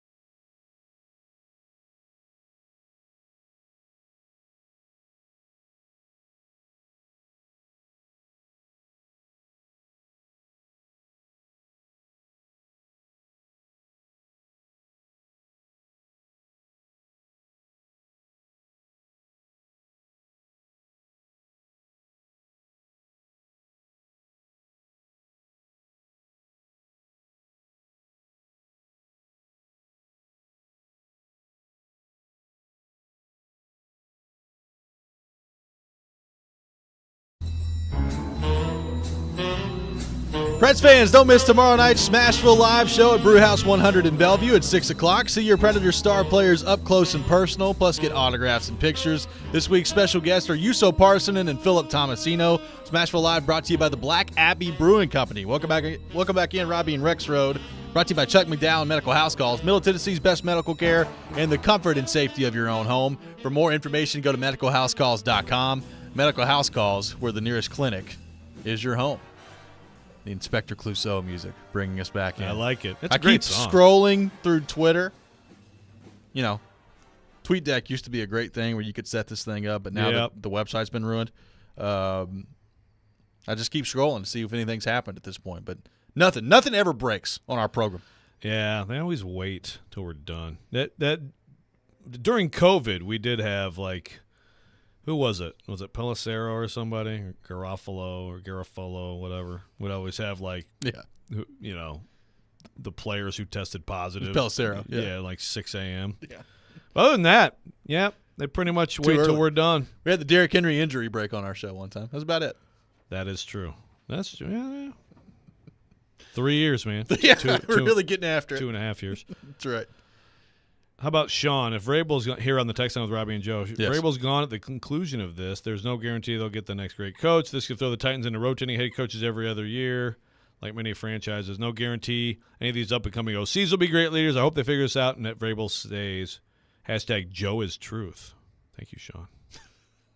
It's an impressive vote of confidence on Rexrode. But no, if you're a Titans fan, and we've speculated this, we speculate everything else. If you're a Titans fan that really likes Mike Vrabel still and wants him to be your coach, you know, that's part of why, because there's absolutely no guarantee. We kind of debunk the, first-time head coaches. I mean, most of them in the league are, and many of them are successful, and Vrabel's another example of a guy who had never been a head coach and was successful. But you could absolutely get into coaching purgatory with this. Hey man, I don't know what is going to happen, and it's a really strange situation. But I have to lean toward Mike Vrabel's not going to be the coach of the Titans next year. Well, I'm trying to think of like what this looks like if he is, right? Like the path to reconciliation here, because we got a lot of people on the text line, asking like, is it possible that Vrabel and Carthon and Amy Adams Strunk, they all meet and they hash out whatever these issues are and they decide to move forward? Yeah, it's possible. I'm trying to think it like, usually when you get to something like this in professional sports, the equation doesn't look the same after. It just doesn't. And again, we don't have specific details of what's going on or who wants what or who's mad at who and all these other things, but when there was no press conference scheduled yesterday, we talked about it on the show. That's not normal. Like there's something going on with Vrabel not speaking yesterday. And then you get through the open locker room and you got players, admitting on the record that's like, just waiting to hear something from Vrabel. He said he'd let us know. So hoping that Vrabel's coming back. Like there's clearly something going on. And I've said it a couple times on the show and I'll say it again. Like when you get to this point, in professional sports, sometimes it feels like there's a point of no return, and that's how I feel about this. Like I think that the Titans are going to be looking for a new head coach, and I don't know, I have any inside knowledge on that. It just, when things typically go this way in professional sports, sometimes it's hard to see the path back, and I don't know that I see the path back. All three of those people at different times, on the record for sure, but I mean even. Back channeling, I would say that all three of those people, Mike, Amy, and Rant, at different times have gone to media this year. So, for different purposes. But you got to be able to talk to each other and hash it out. I don't know if that's possible. I don't know. John in Nashville says, we're used to the house is on fire talk from Jared, but y'all are supposed to be the sane ones. And I was like, no, I mean, we're not manufacturing this. This is what do you think's a real thing. I mean, I understand that like there's no official statement put out at this point, but again, like you just said, Robby, I mean, these guys yesterday. I mean, Levis was really good. Actually, I think Landry was really good about how he, Vrabel's only been the only coach he's had, and kind of explaining why it's important for him to stay. They all know the score. They all know it's tenuous. They all know it's possible that he's not going to be the coach. He's made it clear to them. I mean, this is very clear and open and out there. Well, and if he's coming back and he's going to be the coach, then I feel like we're going to hear that pretty soon, right? Like if he's going to be the coach, then we're probably going to hear from Vrabel this week. If you don't hear from Vrabel this week, I mean the idea of a trade starts to become more and more feasible. You know you have the Patriots thing is the obvious connection there, but if you don't hear from the Titans or Vrabel this week, it makes me think that he's on his way out. One way or the other. I mean, you're describing just an absolute nightmare scenario. I'm aware. Just no information. Yeah, or just sitting here. Yeah, but if it goes much longer, then I have to think that maybe the trade stuff is a real thing. I've always thought it kind of seemed a little bit, out there. I know it's happened before. But the Patriots' lack of activity and the Titans' lack of activity in tandem with each other, I mean, maybe that's – and then that's a real interesting thing because you have to go through all the stuff, the interviewing process, the Rooney Rule, all those things. Wow. What fun it would be around here. We could really get into mock drafts. We really could. But if Vrabel is – if it's going to be – if they're gonna figure this out and – just move forward, then Vrabel will have a presser at some point this week. I think Teresa Walker asked Robby Bourne, the Titans, and I think she said later this week. I think was she didn't quote. say. Did she, okay, for whatever reason, I thought she said Thursday, but it must have just been later this week, right? I did not see a specific date. That doesn't mean that one wasn't said. I just didn't see it. Yeah. So, yeah. I mean. It's just a weird situation, and I would hope that something would emerge today, but I don't know that it will. I'm looking at the other jobs that are open that we've talked about, be it Atlanta or Carolina, Washington, New England. Is there any job that's not the Patriots that would be really appealing to Vrabel? Obviously, everybody's going to make the connection to the Chargers job as being the most appealing that's out there, that's open, just because you got the quarterback. But, if I'm Harbaugh and I'm wanting to go to the NFL, I mean, the Chargers job certainly would interest me. There's, reports that the Raiders are going to be going after him. The Commanders are going after him. So, Harbaugh, if he wants to come back, I think is going to have a big opportunity at probably multiple locations to do that. But, if you're Vrabel, everybody's been talking about the Patriots. Is there another job that he could be eyeing? Does he man, I love Justin Herbert. Be nice to have a quarterback. I don't know. To me, that's kind of the one that you would think would be kind of coveted just because you know what you have there at quarterback. Now, what if someone asked, is this some commentary on Vrabel's view of Levis? You have the quarterback that I think it's just way beyond that, but I mean that's a fair thing to ask. What if Jim Harbaugh thinks Will Levis is the next great quarterback in the NFL? Maybe. I'm just saying. If this spirals out of control here, from the Vrabel perspective of him just wanting to be out, to me it's more of a comment on ownership, yes, and the situation around it than it would be specifically Levis. The whole thing right now is a comment on ownership when it comes down to it. Yeah, one way or the other. I got a text that says, we finally find what looks to be a franchise quarterback, and now we're going to ruin him with a coaching carousel. God, I love this team. Name texter on the text line. Very well said. Yeah, I've had some people say in no uncertain terms to me in the last few days, it would be terrible for Will Levis, for this to be disrupted. And again, it's not just Vrabel. He's obviously been working with Tim Kelly and Charles London. Sure. And I hear that, and that's certainly a big part of this. Is if it happens, it's oh God. But I will say, it's 1 year at least, right? I suppose. What I'm trying to think. I guess Mariota. I guess Mariota was 1 year too, right? Yeah, didn't work out so well with him, but 1.5. Well, wait a minute. Well, he was a rookie in 15. Right. Yeah, so it was. Oh, wait, so he was. Yeah, you're right. Yeah, so The 1 year. So it was It in was a his half a rookie year. year. It got yeah. And I know it didn't work out. Let's get Ken Whisenhunt away from Mariota as quickly as humanly possible. And I know it didn't work out with him, but that's just because he wasn't good enough. Right. I mean, it was okay. His second year, I think they put in offense, and his second year was his best year. Right? Ken, leave immediately. Marcus, don't look back. Just continue to walk forward. Coming up next, it's time for the Rex Rant with Joe Rexrode. You can check it out every morning at 7:45 here on the program. We'll do that next. Make sure you tune in to 94.9 The Fan Thursday night for Vanderbilt women's basketball. Commodores will be on the road taking on Kentucky. Pregame beginning at 5:45, tip-off at 6 o'clock. Coverage also available on the 94.9 The Fan app and at 949thefan.com. You're listening to Robby and Rexrode, 102.5, 106.3 The Game.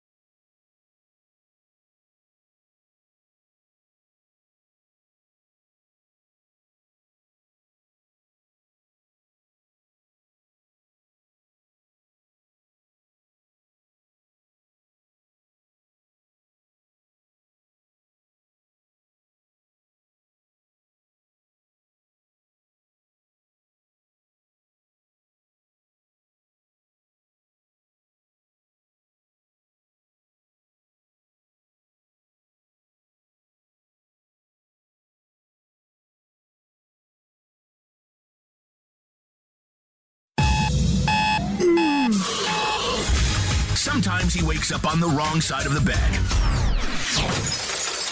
And sometimes he's just, well, Joe. Awkward moment, let's do it. This is the Rex Rant, now on Robby and Rexrode. I mean, I love everyone in this building. I hope it stays the same, and I hope that we're all able to grow and we're all able to stick together. Obviously, I don't have a say in any of those types of things, but hopefully it stays together and we're able to keep this thing rolling. So I just got off the phone with a league source. It is that time of the day, time for the Rex Rant with Joe Rexrode. You can check it out every morning at 7:45 on the program.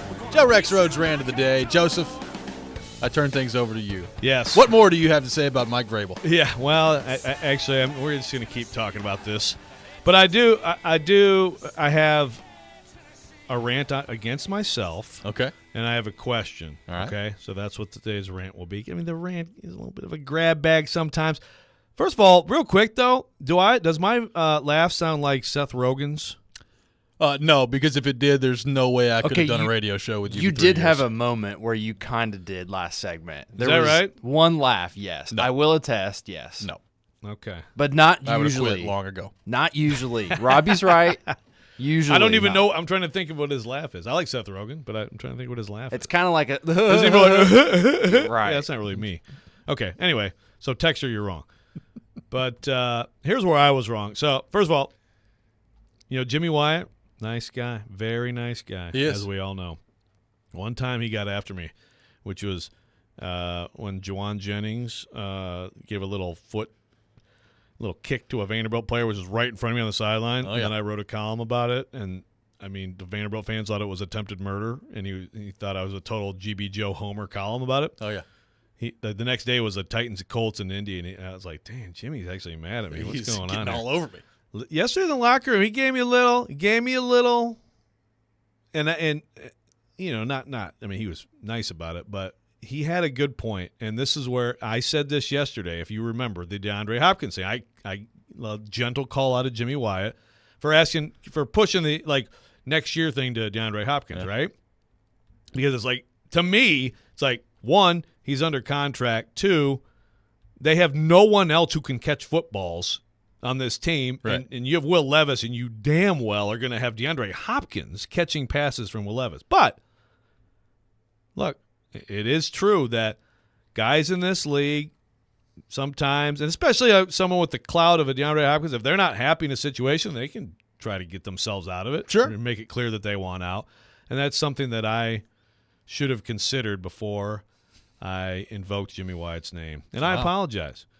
So instead, I will do more of Mike Trey Avery. What do you think about his PFF grade of 0.03%? Is that good? Johnny Glenn, I love you. Now, here's So did Wyatt just get all over you in the locker room yesterday? He didn't get all over me, but he basically was like, I'll paraphrase what he said. Do you not know how the freaking NFL works, idiot? He didn't say that. He's very nice. He tell you to keep his name out of your mouth? Exactly. Keep my name out of your mouth. I can't do a Jimmy Wyatt impersonation. I can't. He has a great accent. I can't do it. He does. But anyway, yes, I'm dumb. Also, here's the question: do we owe an apology? I'm seeing a lot. Whenever things happen, there's some on the text line today. I got someone who just said you owe Jared an apology because he was right about everything. Okay. I'm like, Jared said he wants to fire everybody. Right. I don't know that he's been right about everything, but Nothing's happened yet. But the New England thing. Sure, yeah. Do we owe people an apology? Do we owe our listeners an apology for down?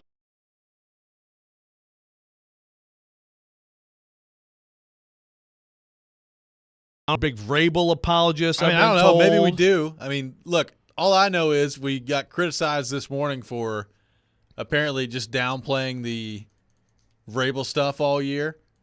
And then we had people in the middle of us discussing the Vrabel stuff all year talk to us about, hey, can you guys please stop talking about this because it's never going to happen. Right, well. And Vrabel's not going anywhere. So I don't really know what to do.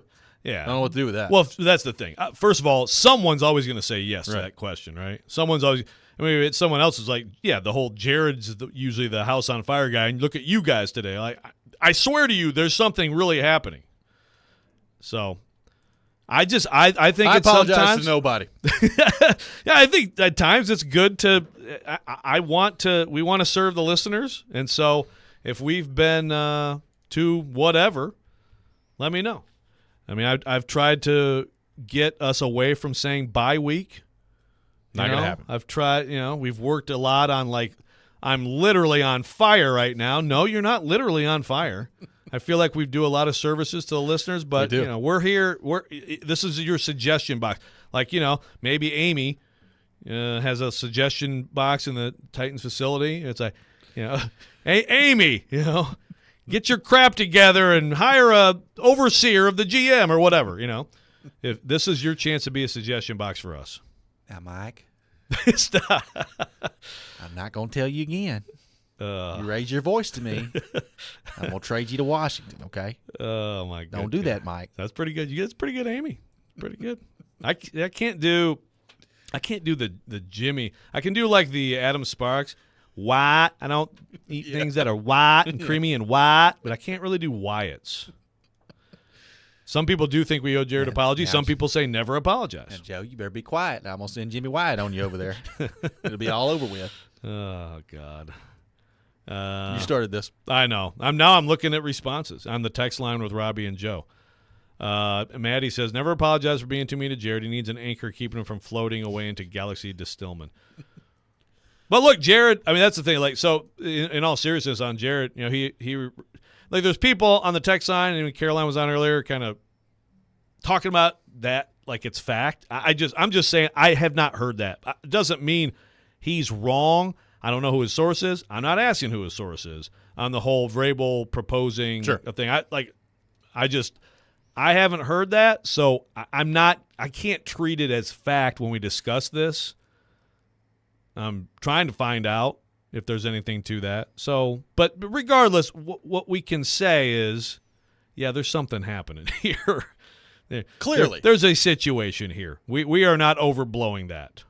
No question. 615-737-1025, no apologies. Our phone number. We will apologize to no one. We'll take more of your thoughts on our text line driven by WilsonCountyHyundai.com. More of your thoughts on the Mike Vrabel situation with the Titans coming up next. We'll take a look at some coaching openings around the league as well. How do the Titans fit into all that? This is Robby and Rexrode, 102.5, 106.3, The Game.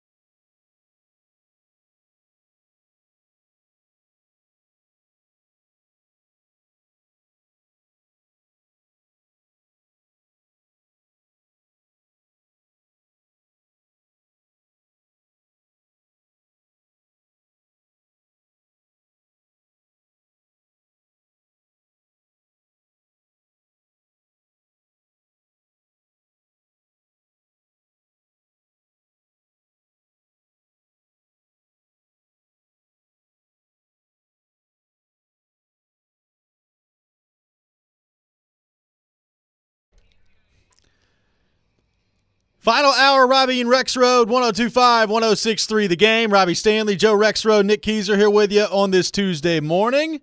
Taking your thoughts on the Titans, 615-737-1025. I got some tickets to give away. A pair of tickets to see Anita Baker at Bridgestone Arena coming up on Wednesday, February 14th. Be caller number 2. Caller number 2, Nick. We're switching it up. 615-737-1025, our phone number. Caller 2 will win a pair of tickets to see Anita Baker at Bridgestone Arena on Wednesday, February 14th. 615-737-1025. Taking your thoughts on Mike Vrabel, the Tennessee Titans, and the radio silence that we've basically heard from the Titans at this point. So if you've missed it and you're wondering the latest on Mike Vrabel, the latest is there's really no update on Mike Vrabel. So the players were in the locker room yesterday. They had their open locker room at around 10:15 yesterday morning. No press conference from Mike Vrabel and the Titans yesterday, and right now, as far as I know, there's not one that's currently specifically scheduled for the Titans and Mike Vrabel. So, Jared went on the midday show yesterday on Caroline, Willie, and D-Mace, went on his show and talked about, some sources that he had talked to about a power structure with the Titans where, Vrabel is demanding a president of football operations and all those things. You have reporting around this whole thing dating back to last weekend, talking about how some discussions were going to take place between Vrabel and Carthon and A.B. Adams-Strunk when the season was over. Bottom line is there's no clarity right now on Mike Vrabel's future with the Tennessee Titans, whether or not he will be here as head coach, whether or not he will be fired, or whether or not he will be traded. And that's currently where we sit as of this morning at 8:05, Joe. There is no clarity with the future of Mike Vrabel with the Tennessee Titans to this point. Yep. So, is Joe Alt or Olu Fashanu? Who's the better left tackle? Would one of them fall to the Titans? You have perfected your pronunciation of Fashanu. Way to go. Thank you. Yeah, well, getting ready, man. We're only several months from the draft. We're in the same calendar year now, so that's good. That's right, yeah. Now it's limbo. It's limbo, and it's uncertainty, and I said this earlier. I feel like sometimes in the 8 o'clock hour you repeat some of the stuff you said in the 6 o'clock hour. Because it was so brilliant, yeah. I mean, most people you would hope would be listening to every freaking second of the show. But, there are a lot of people who are employed by the Tennessee Titans and their families right now who are wondering what's going on, And the thing I don't know at all is this delay right now, is it related to actual trade talks involving Mike Vrabel? That would make it frankly, that would make it a lot more understandable and not ridiculous to me if that were the case. If it's just indecision, you said it earlier, it's like, you assume that these people talk to each other, right? I would hope so. Like that there'd be some kind of certainly. Before yesterday. Certainly, just like there was all the talk over the weekend of the meeting and all this stuff. Then Diana Rossini, there's no meeting scheduled. But as she said, and as others have said, there's always meetings at the end of the year with owner, GM, president, coach, whatever, all that stuff. So that's maybe when a lot of stuff really gets okay, let's go through everything. But this has been going on for a while. Whatever you think it is, there's been people who've gone to media, and there's been people in other markets who've gone to media. Vrabel went to New England, and I guess that was a bigger deal than I thought at the time. But it's part of this story too, right? Sure. I mean, whether he meant what some people took out of what he said or not, I don't think he meant it, but some people took it that way. And so this is not new. This is something that's been brewing, which is why if it's just indecision right now, to me that's inexcusable. Well, this is a pivotal moment for the franchise, regardless of how this turns out. Like, if you're moving on from Vrabel, and either it's via trade or via firing Mike Vrabel as your head coach, you better get that next coach right? Like, you better hire somebody that comes in and does a good job, and you better hire somebody that comes in and takes this team back to a level where they're competitive. And you better make the right decisions personnel-wise to give that next coach the ingredients ordered to do it. If you bring Mike Vrabel back as head coach, whatever the power structure looks like with him and Carthon, and if you add people, if you don't add people to that power structure, whatever it looks like you'd better make the right decisions this offseason. Like, this is a pivotal stretch with not just the new stadium coming up here in a few years, but that is part of this. Like, the new stadium is coming up, and you're trying to sell PSLs, and you're trying to generate some excitement and be a competitive team heading into the new stadium.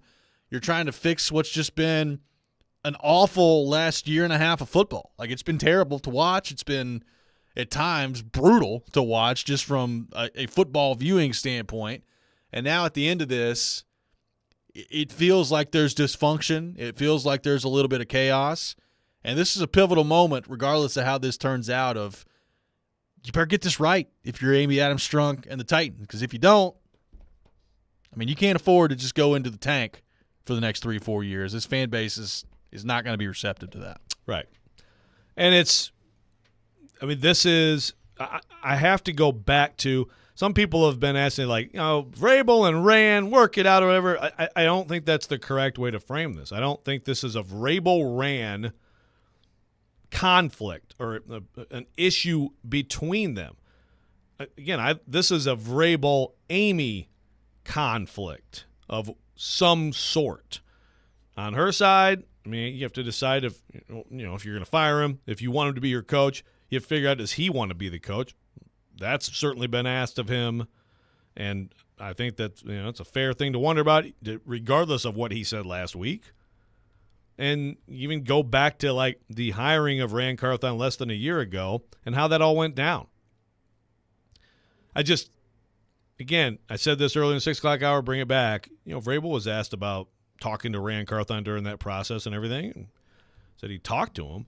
But I would think that hire he would be very involved in the process, and it does not sound like he was very involved in the process. And so there's a mistake on her part, which I could point to potentially as like one of the core issues here. Exactly. Like, I just assumed when you fired John Robinson that he would be heavily involved in the decision making. Not that he has to single-handedly conduct the interviews and make the hire, but pretty heavily involved, and his opinion weighed heavily into the decision-making to do all those things. So, I mean, if that's not the case and he wasn't, that would be very surprising to me in retrospect. Obviously, GMs hire coaches, typically, so you don't hear much of coaches hiring GMs. I know that some people have talked that way about, where Rand was before, which was Shanahan bringing in John Lynch and his staff. So maybe that's an example of a coach hiring GMs. It's not typical, and I'm not saying that. Like you said, it doesn't have to be that, but pretty significant involvement with someone that you're going to be working with. I would have thought that would have been part of it.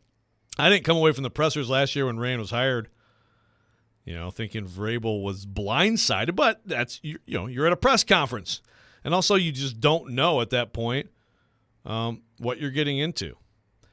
So it's not just Rand Carthon. He's brought a totally different way of doing things. He's brought, as Vrabel brings up a lot, Chad Brinker and Anthony Robinson. I mean, it's a completely different. They still have some scouts, but it's a totally different thing. If you're Amy Adams Strunk and you're considering moving on from Rand, again, that to me, hey, look, if you think that's necessary now based on the information you have in a year, well, sometimes you have to make tough decisions, but you will also look ridiculous with that because you hired him less than a year ago. Right. 615-737-1025, our phone number. Your thoughts on Mike Vrabel and the uncertainty surrounding the Tennessee Titans right now as they prepare for what is a critical offseason. And right now, we have no idea who the head coach is going to be. There's no clarity on that. We'll take your thoughts on that. 615-737-1025, our phone number. More coming up next. You're listening to Robby and Rexrode, 102.5, 106.3 The Game.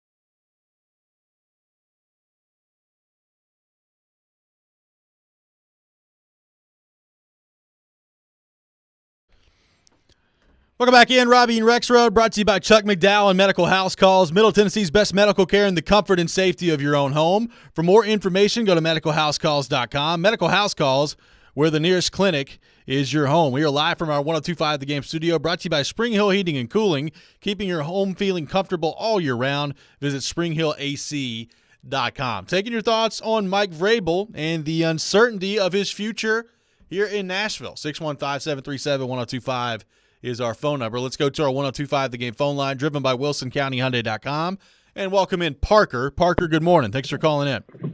Hey, appreciate y'all taking my call. I want to preface this as saying I'm a huge Vrabel fan. It would be so disappointing to see him go anywhere to any other sideline but the Titans. With that being said, though, I do think everybody has some type of a price, right? So going back to when the Buccaneers and the Raiders had that trade when Gruden was sent over for, I think it was like 2 firsts and 2 seconds. Interested to see what type of compensation y'all think that we could get back from a Vrabel type trade if it was to a team like the New England Patriots. And I'll hang up and listen to your thoughts. Thanks, guys. Thanks for the call, Parker. Appreciate it. I mean, the interesting part about that to me, Joe, in terms of compensation for Vrabel, is the way that they played has not helped that, right? I mean, you've won 6 out of your last 24 games, and now apparently there's conflict of some sort. There's conflict of some sort. You know, to what degree, I don't know, but there's clearly conflict of some sort between Vrabel and the Titans. So, like, if you're a team like the Patriots and you know that, I mean, doesn't that affect the price of what you're willing to give up if it looks like there's a chance that Titans might fire him anyway? I mean, like, the idea of the Titans, if you could get something for him and somebody will trade for him, like, the idea of you firing him seems ridiculous to me. But, I mean, clearly there's a conflict of some type or information that people are trying to get to the bottom of right now that they don't have for this to be taken as long as it is at this point. Right.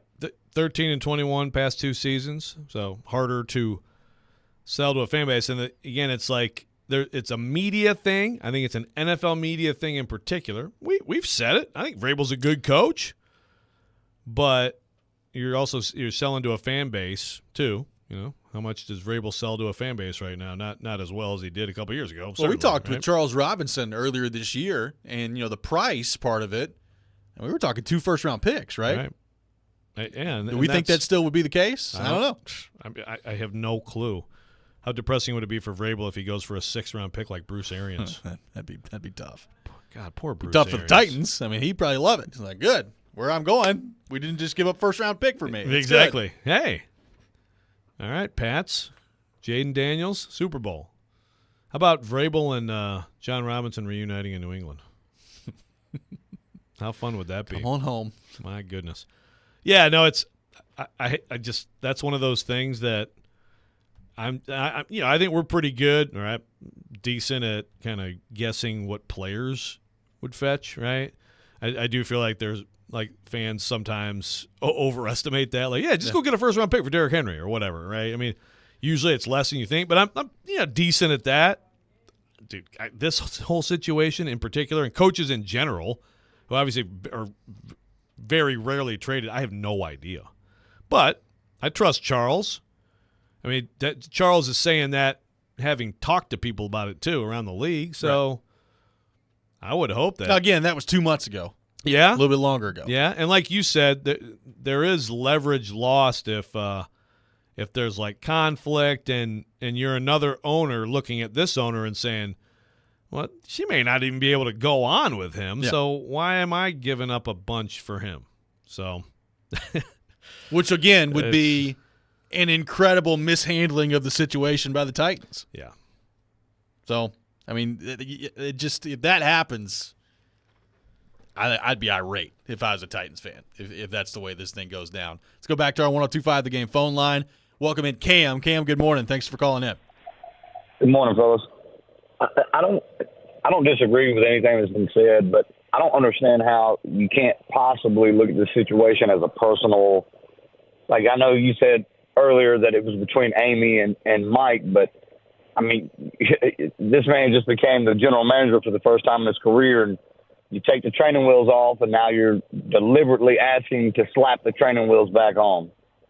You're asking for somebody else. I mean, well, if that's true, we're talking about that like it's fact. And I respect Jared. I respect what he does, but I think we need to not talk about that like it's fact. I don't know that it's fact, okay. So I'm not going to talk about it like it's fact. But yeah, I hear what you're saying. And look, I'm not to answer your question on the personal thing.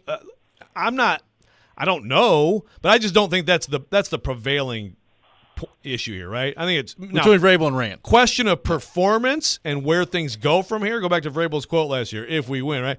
That I think is fair, but I think if you want to talk about conflict, I think it would be more Vrabel and Amy. That's what I was saying. And, okay, so, going back to that, when he makes this, these demands of having another person, I mean, you're talking about bringing in another salary, all these different things. It's not just as simple as, oh, yeah, sure, Mike, we'll just, go out and find somebody. Do you think personally that if they don't agree with him, that's the end of it? Thanks, I'll hang up and listen. Thanks for the call, Cam. Again, that would be operating that is true. And if it is, look, if that's the case, let's say that what Jared put out there yesterday is what's happening, and Vrabel wants like a president of football operations, and that's his stance, and he wants that, and he wants to change the power structure. Well, like if that kind of seems like an ultimatum, right? Like if you don't do that, then I need you to fire me. Yeah, it's just for one, it's absolutely like if you're Rand Carthon, you can't take that as anything. If it's true, you can't take that as anything but complete disrespect and lack of faith from Vrabel, and 100%. It would be very hard to me. Now then I'll say, yep, there's a personal conflict. So to the caller's point, who he's operating under the assumption it's true, then I agree with you, right? Like that's. Even if it's Vrabel, even if it's like it's not personal, it's business. It's not personal, Rand. I mean, if you're Rand Carthon, how could you not take that incredibly personally? I just don't see how you could do that if you're Amy Adams Strunk. You're talking about trying to keep this thing together that is very tenuous right now, and you're just slapping someone else in there who you're paying a ton of money to. Again, like I said earlier, bring back the 6 o'clock hour. It's almost like fire me, please. Yeah. If Vrabel were to do that, if he were, that's how I would basically interpret it. Meanwhile, with all this going on with the Titans, Bill Belichick hops up there in front of the media at like 6:30 our time yesterday morning, 7:30 up there. Does his end of season press conference. He's asked about his future. Talks about how he's under contract at the moment, and until he's told differently, that's what he's doing. He's the coach of the New England Patriots. Goes through his role there and how he'd be willing to relinquish control of personnel, all those things. And there's been nothing on the Robert Kraft side of things as to if he's going to be fired, if there's a mutual parting of ways, or if he's going to be the head coach next year. So the Patriots kind of feel like they're in a little bit of limbo right now. Other teams are making moves yesterday. Falcons fired their coach. Panthers' job is already open. Chargers' job is already open. Raiders' job is already open. They're making Commanders requests. Fired their coach, making requests. They're requesting assistance. Nothing from the Patriots, and there's nothing from the Titans. So you got all that hanging in the background too. And what does that mean? Yeah, and as time goes on, I'm more prone to believe that maybe there's something to that. To some sort of someone just asked about like just a straight up swap. Vrabel for Belichick? Belichick's got a job here. All right, job. Belichick's got a Freudian slip house here. Maybe so. I mean, he's like good buddies with Tim Corbin. Work out great. What would Titans fans think about Bill Belichick, Tennessee Titans head coach? I mean, would people be excited? Oh, they would be excited. They would talk themselves into being excited about that, I think. Would Brady come out of retirement? I don't know. It's a good okay. question. Percentage of Titans fan base that would prefer Bill Belichick to Mike Vrabel right now? Look, this kind of sounds crazy to say about what is probably the greatest head coach of all time, but he's also in his 70s, and his record without Tom Brady is not good. Yep. My guess would be more Titans fans would want to keep Vrabel than go get Belichick. That's my guess, and I'm kind of in that boat too. Like, I think Belichick's best days are clearly behind him. I'm not saying he can't go somewhere else and have success, but pretty clearly to me, and I know people will disagree with this, a whole lot of that was Brady. Clearly. based on what's happened since then. The GOAT. The GOAT. Yeah. No, I think you're right. I think more Titans fans would probably would prefer Vrabel. But I don't know. It certainly it has flipped a bit on him. I mean, I don't think there's any question about that based on our interactions with fans. Oh, I mean, heading into this season, I mean, it was J-Rob's out, Vrabel's in control. Now we can get this thing going. And no question, the fan base, with the way things went this year, has really soured on Vrabel. I'm not saying that, like, if I had to assign a percentage to it, I don't know that I would go like 75% of Titans fans are out. I probably would go like 40, 42, somewhere in that neighborhood of Titans fans that would not be sad to see Vrabel go. I might be high 30s. Yeah. I mean, that's a big difference from earlier this year. It's so hard to know. It's so hard to know, though, because there's so many people that just don't interact. Could we conduct a census of Titans fans and get the answer to this question before the Titans announce one way or the other if Vrabel's coming back? Is that what Amy's doing? Yeah, is that actually what's happening here? Could be. We've stumbled upon it. Play the Inspector Clouseau music. Dennis says, I'd way rather have Vrabel than Belichick. I think a lot of Titans fans probably feel that way. Yeah. And I think if my NFL team had a choice between those two, I'd pick Vrabel. And part of it is Belichick's age, too, right? Yeah. I mean, it's part of it. Yeah, which hurts me to say that as an old fogey on the show, but yes. 615-737-1025. More of your thoughts on the Titans coming up next. You're listening to Robby and Rexrode, 1025, 1063, The Game.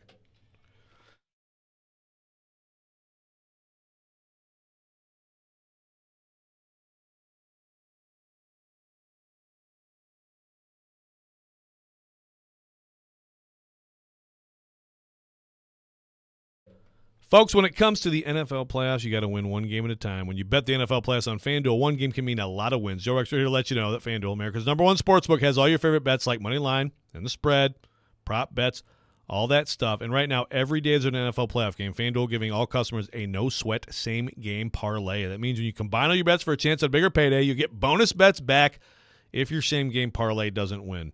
I've been talking about the Rams winning in Detroit this week, Matthew Stafford's return.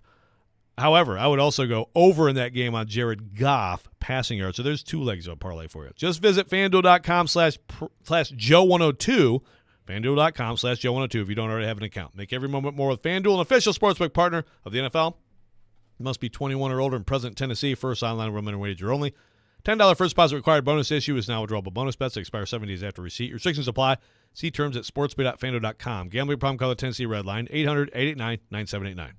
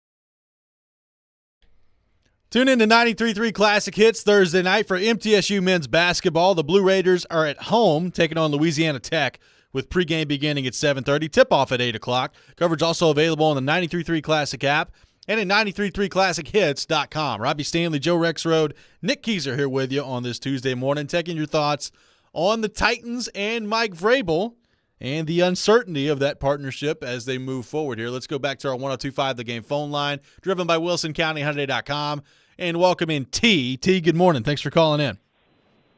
Hey, I appreciate y'all taking my phone call. I'll be swift with it. My personal feelings is Mike Vrabel is trying to force his hand out because he knows that no recent coach has quit in the last 5 to 10 years. Pretty much when he signed a 2-year extension, Amy Adams has the upper hand. So they're basically saying, okay, if you want out, quit. You can't force us to make you, fire you.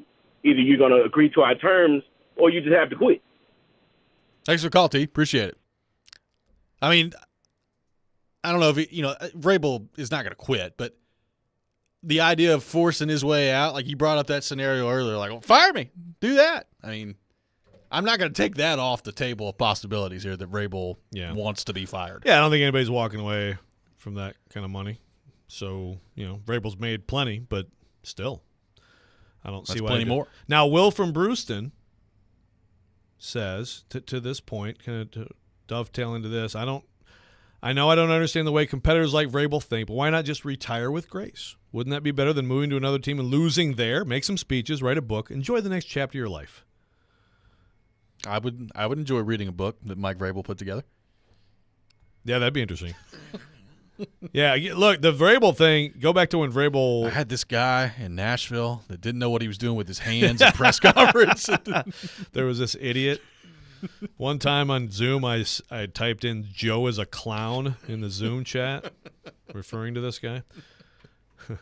But the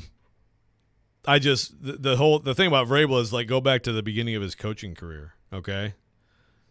He had made like $30 million in the NFL, and he's out, having to be yelled at by Urban Meyer to go on a recruiting visit and drive to Punxsutawney, Pennsylvania to recruit some D linemen. So I mean, that probably tells you what you need to know, right? I think he's going to be he's got pigskin pumping through his veins. He's going to be doing this for a long time, would be my guess.